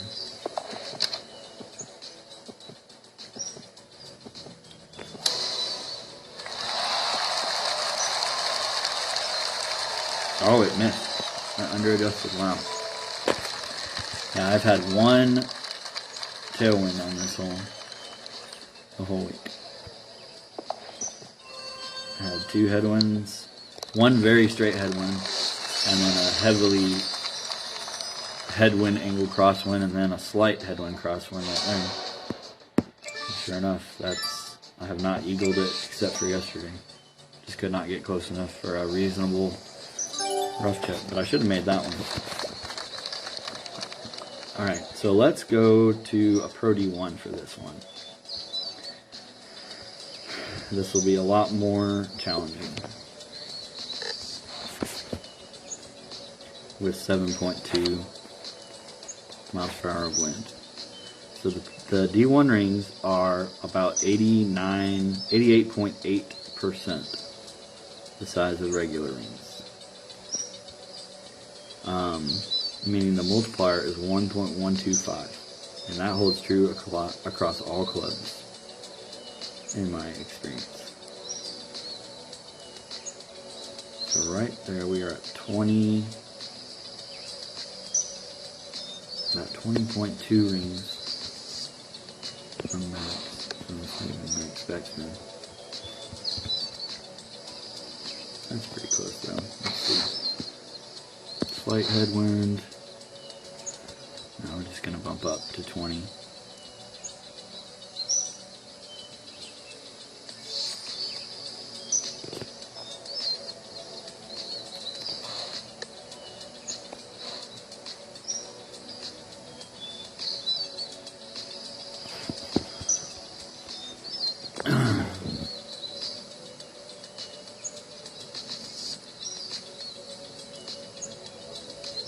Oh my goodness.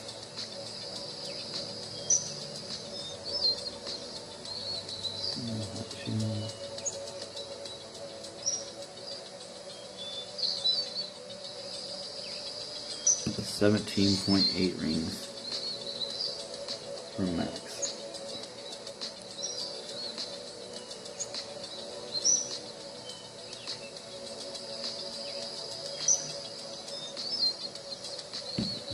Let's see what this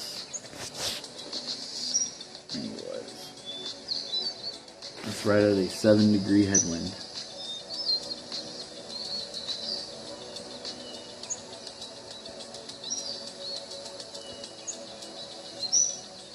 Something's wrong here. Oh, I've got the wrong Bigfoot number selected. Actually, it's telling me this should be a 6.5 ring adjustment. We'll see what it does.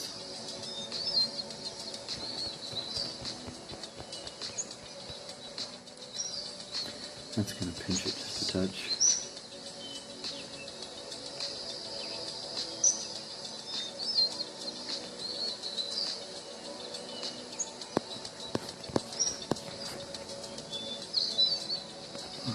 Alright, so using the outer edge of that inside frosted single ring and going to the other side, that is 6.4. Gerardo, if you happen to see this, that's a good example of 6.4. And then you just add another tenth to get 6.5. And make sure your pole is actually straight. That's pretty good. We have not gained, I don't think we've lost elevation there, so I'm going to let that ride.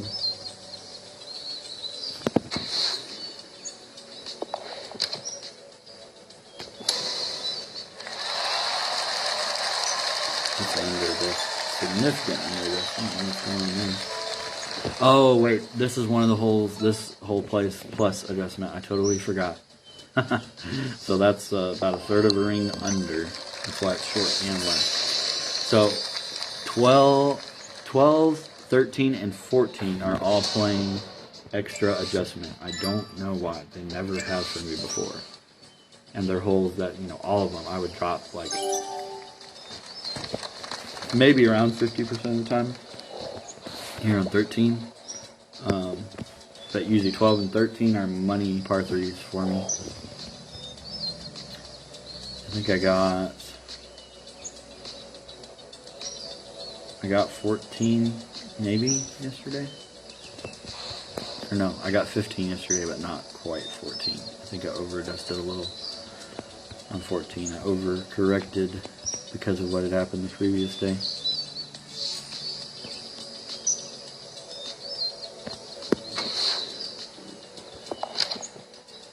I promise those D1 numbers are on. I just did not account for the increased adjustment here. We'll have to try another one before this round is over.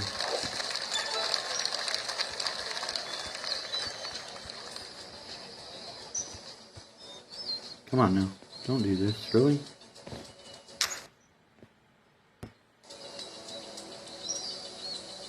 My goodness, this is crazy. Things you have to do to trigger it to load. Alright, I know the break of this one. It is very, very tricky. So right near the hole, it looks like it's pretty straight, and then right at the hole it swings right. And then when you go after the hole, it's fairly straight again. So I'll go max back. I'm actually going to do one right spin. I'm going to try to bring this in the maybe 1.5. I'm going to try to bring this in the right, or the back left side door here. This green is very sticky.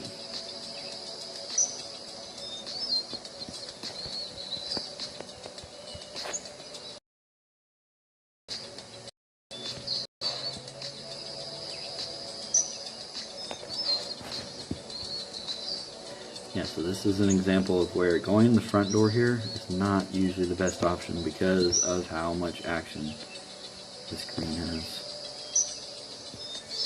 This is a pin smacking special. Alright, so that's my distance. Now let's get a ring count. Sometimes I will spin around and count rings. This way it's a little bit more accurate and allows me to find that spot faster when I go back to actually adjust. 4.9. So 1.4. I will have to do the added calculation here.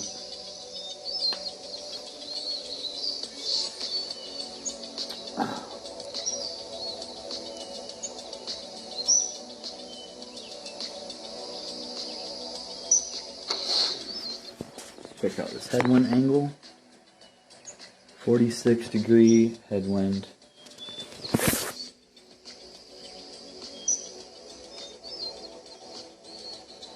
So I'm showing 3.535 rings for the first part of the calculation. And now we go back and change that 1.4 and subtract the 3.5 additional rings that you have for power 10 range instead of power 7. So now I've got 3.6225.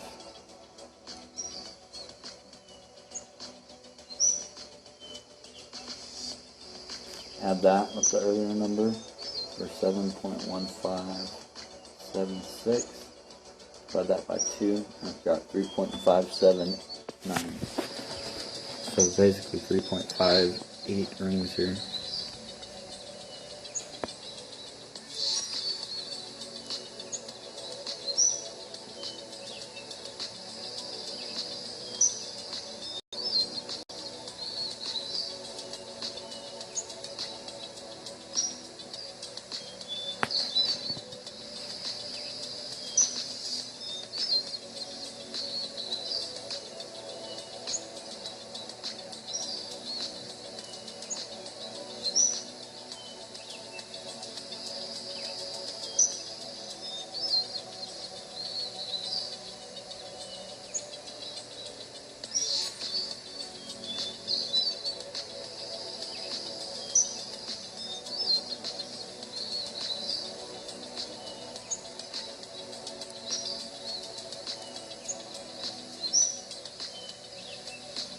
This one was playing extra, wasn't it?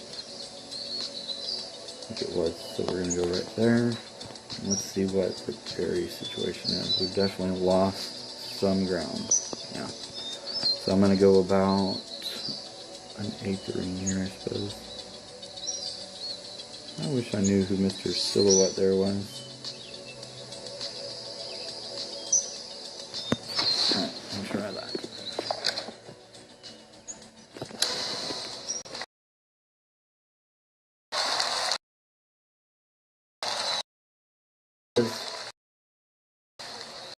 Back, or you missed the pin.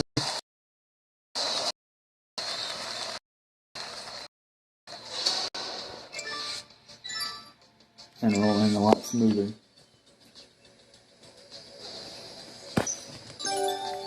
So not fighting the contour of the green too much honestly seems to be key to getting drops more often than not. You either use, if you have a steeply tilted green, if the headwind's straight enough, I like to use light neuron.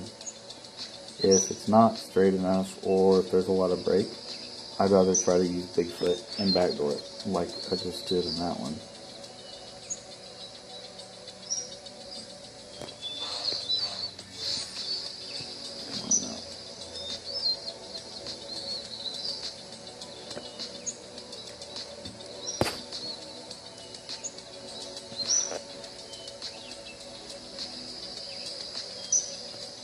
Right at 10 rings from that. Now this one slopes more, I won't need to add any side spin here.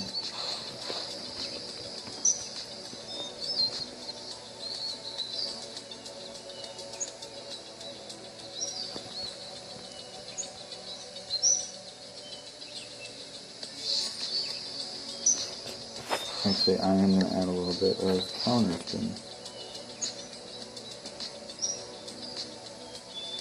Put it just outside left edge. Check that distance. I think I'm pretty good with that. So switch to, this is another thing you can do. I'm still going to be in power 7 range here. I've got the power 7 range down at 10.2 rings for max.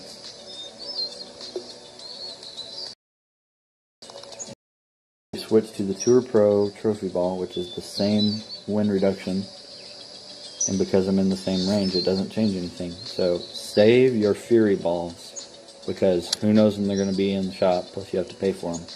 I'm going to earn these Tour Pro Trophy balls from tournaments as it is. So it's better, in my opinion, to save those Fury balls, because you will find situations every now and then where you can't use minimum range with a power 10 ball and actually use Bigfoot. You're going to be a little bit too close. So like the last par 3 I played, that was 17.8 rings from normal size rings from power 7 max of Bigfoot. Well, I only have 4 rings to play with, even with a power 7 ball. Tailwind in that situation, and then had a power 10 ball. I have adjusted before I hit the limit, so I would have had to use Iron Eagle, whatever, change out for that, which you can do, but you'll also have the same problem with Iron Eagle. Now you're probably not going to want to use Min Bigfoot very often under that Iron Eagle range. Let me check this wind angle real quick. Looks like an 11-degree tailwind. But yeah, that's arm all day. So there's just no purpose to me.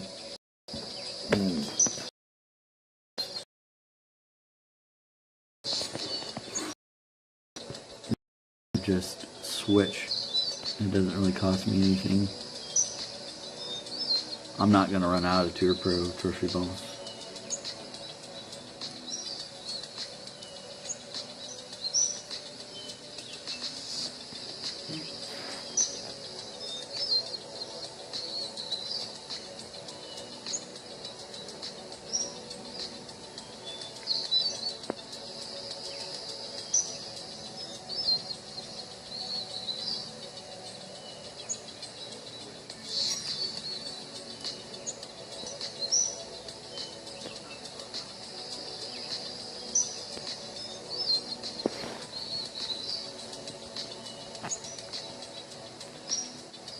And we'll go slightly forward because I did lose a little distance. I could not get the clicks right there.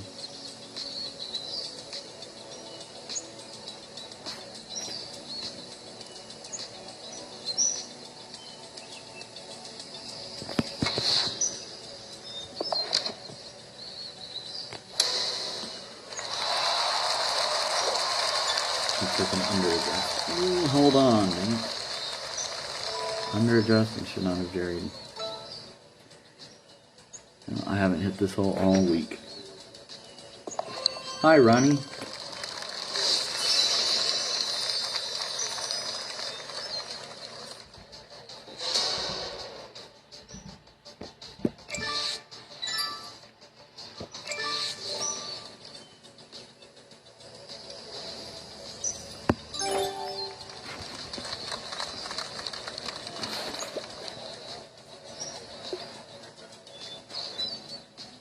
I just saw that Ronnie showed up.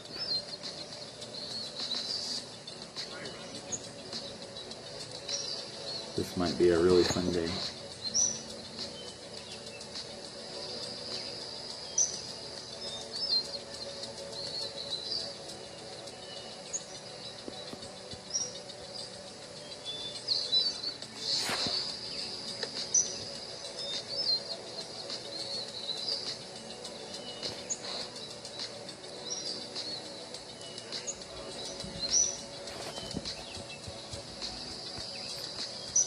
That's one, two.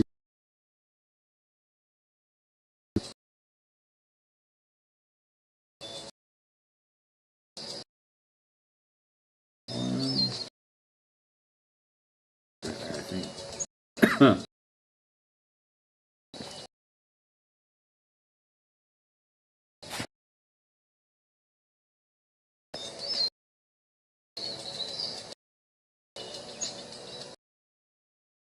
It's a little bit more tilt.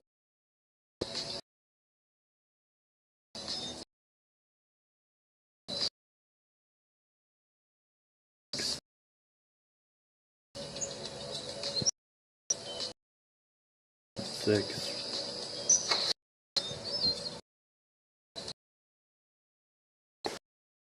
Slide.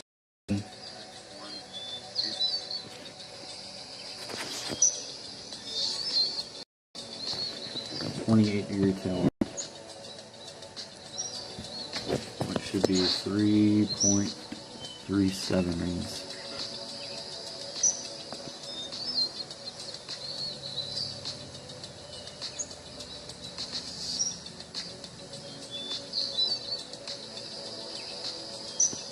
So, to re-emphasize my ring counting technique, as soon as I can get these clicks to not be so sticky, so there's 0.9 to that edge. We'll fully across is 3.3, and just a little change on the far side of it. Not quite a tenth.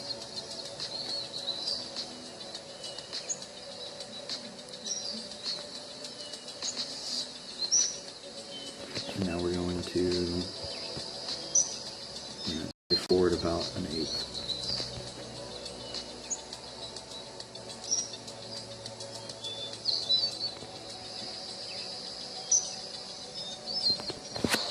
And switch again, oops, wrong way. Switch again to a Tour Pro trophy.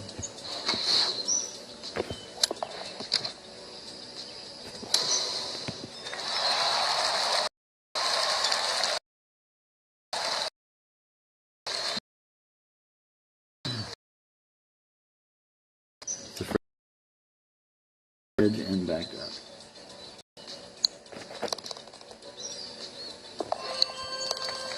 Ronnie, go play Golf Clash, man, or World Golf Tour. If you don't like the fact that there's not a shot clock, there are other games to play.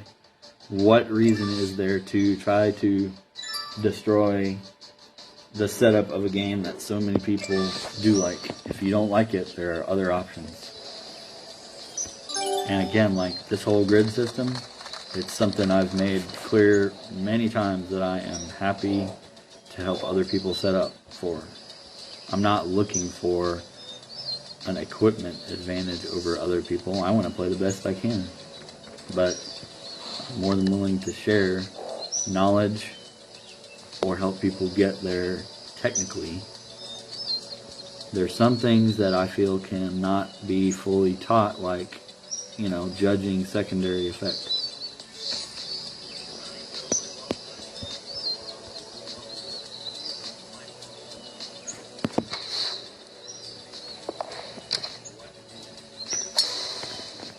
World Golf Tour, there are there's no grids whatsoever. They give you wind direction and speed, but it's not,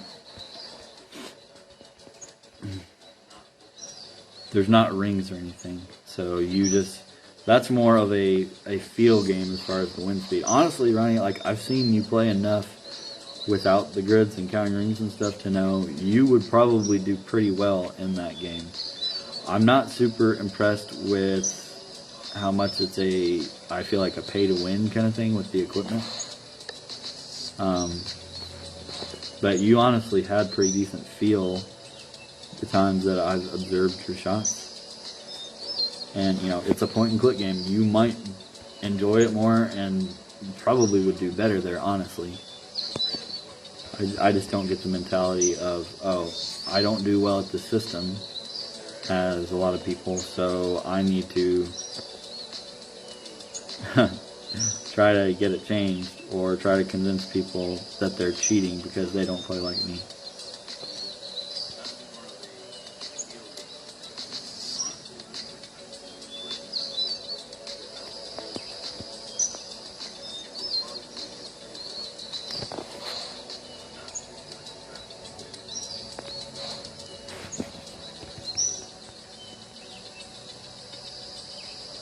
Alright.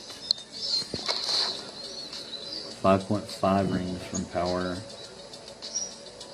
10 max. So 2 rings from power 7 max. 7.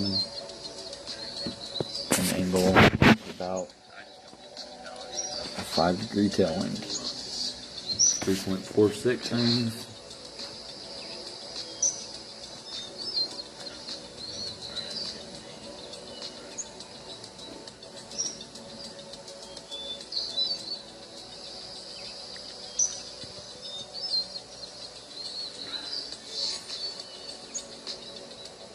This is a sticky green.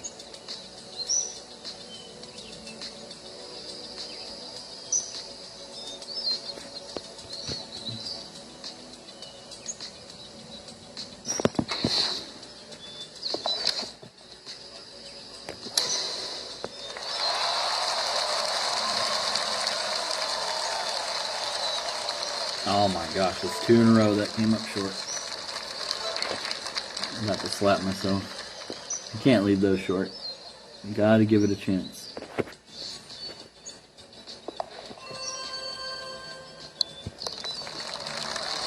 I don't like having the putt.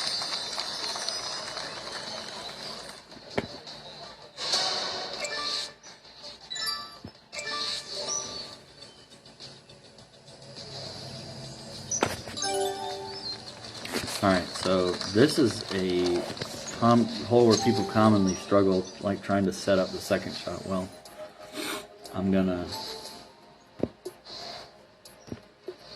switch to the fusion here for a little bit more precision, and honestly I hope you get headwind on the second, but I'm not going to change to lightning rod yet. Excuse me.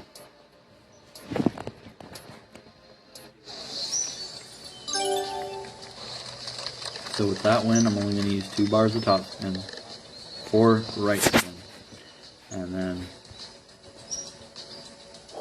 land up here about a ring and a half inside the rough. This will never run out too far, doing what I just did and using that wind.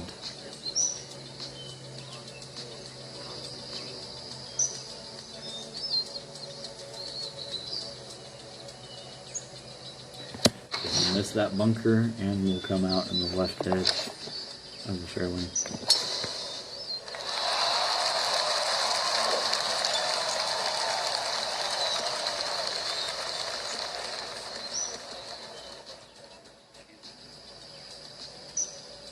And from this distance, that tree should not affect your second shot. Oh, sweet action. It's a straight tailwind. So now I can show y'all the lightning rod tailwind shot. That would be a little bit out of Bigfoot range anyway, at least to start the adjustment. But it's going to work nicely for lightning rod. If I can actually read this break correctly. I usually have missed on the low side here, or just been too hot entirely on the times I've missed right. And it looks like we're having more issues with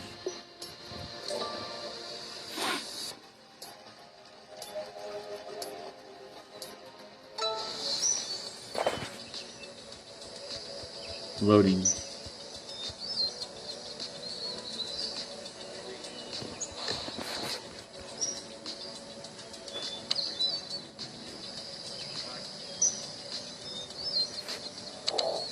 Oh wow, this is actually way closer to max than I thought. So first, let's find power 7 max.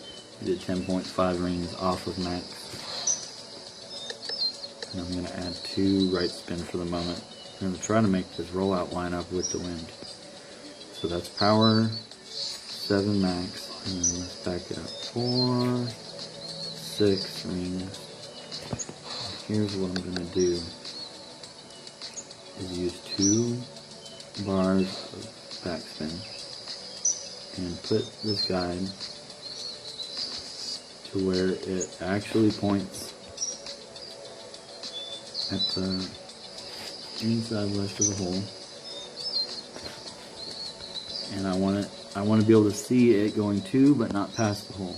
So that was 6 bars back, and let's go 7. Let's see if the guide is to the hole yet.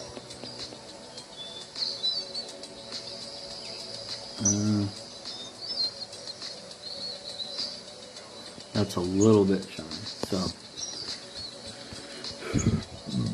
excuse me. Let's get a reset on the distance here.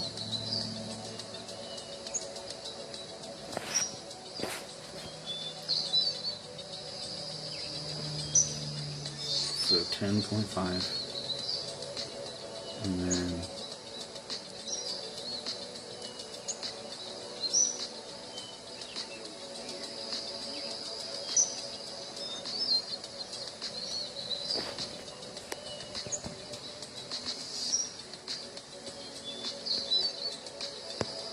all right, 3.7.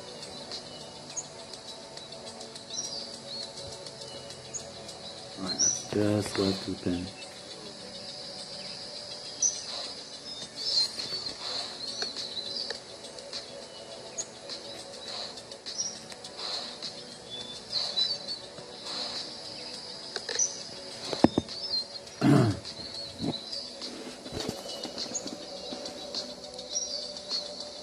So that's that 16.7 rings, power 7 max.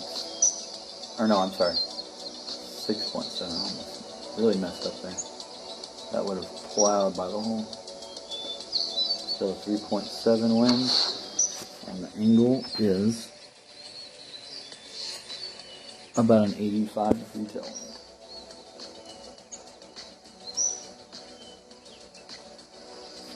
Showing me exactly 9 rings.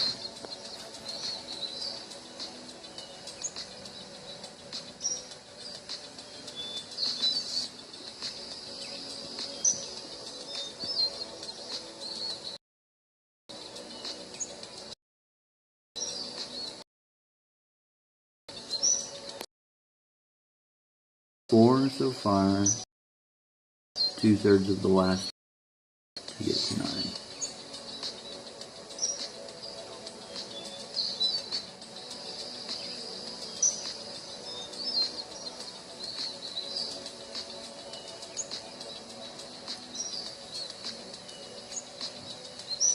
And that's really close right there. Now let's check the bearing. I did lose a little bit of ground. I'm going to say that's about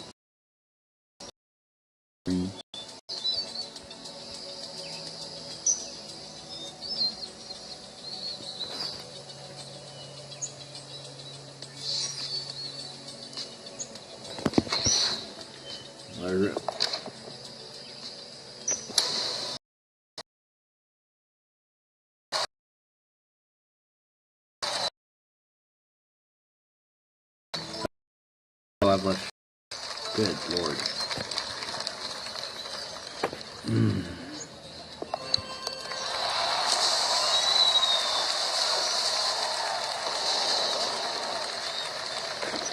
Can't do that, John.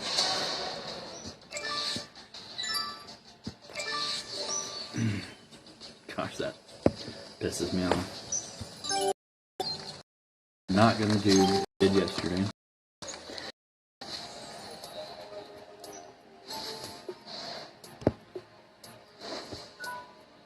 So I'm gonna change all 4 clubs here. Driver to RB, wood to Hellfire, iron back to Bigfoot. Long iron, that is, and short iron back to Orion.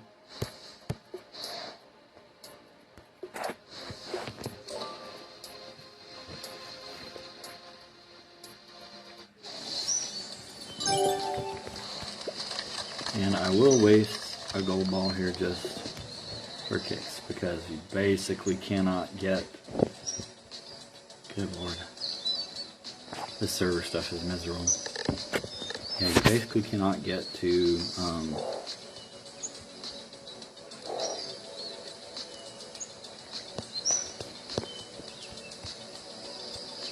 health range with even no ore backs. I would really like to drop this and get to minus 30.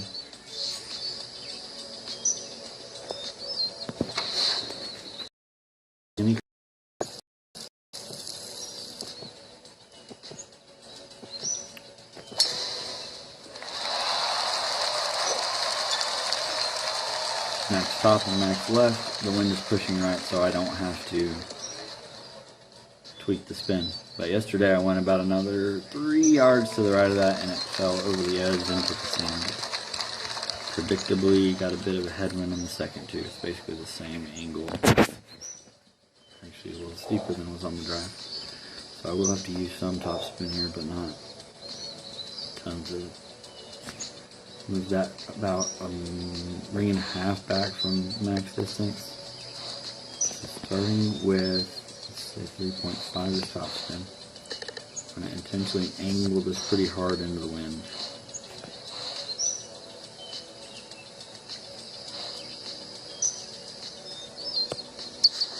Not the champion.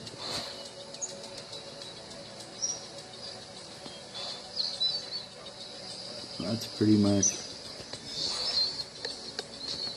at the hole.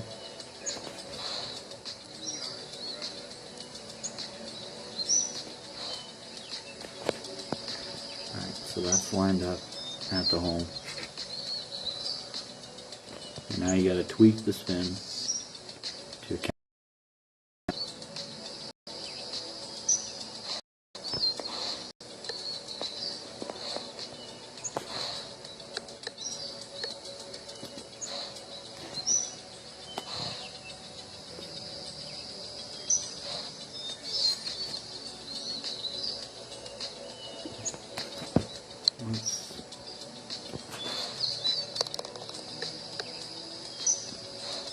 Give that a shot. And this will be a true 2.9 rings, which we can get by using 2 of the darker, the clear rings, and 1 of the white rings. So we'll go using my green ladder for this one. So it's at the line at the top or far side of the core. That first dark ring. Pull across right there. Let's just get our left and right accurate as well.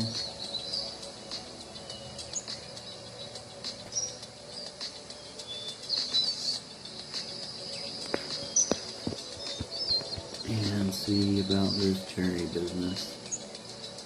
Which, wow, this is part of why I've been missing more, because that is a significant increase. I would love to have less top spin, but that's not a shot I want to guess on, so I'm going to just do a reverse cherry here of about close to 1/5 of a ring. That was going steeply up.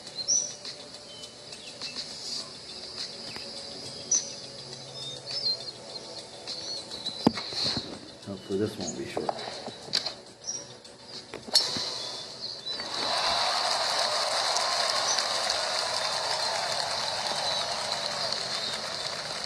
Nope, not short at all. Way by. I don't think I agree with that. And definitely too much counterspin, but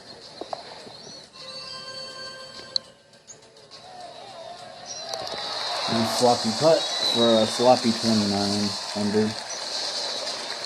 It would still take a minus 35 with a pretty good tiebreaker for Maj to catch me and see if he has started yet. There's Bubba, the Royal Wizard, who is going to finish a solid 23 shots back of me.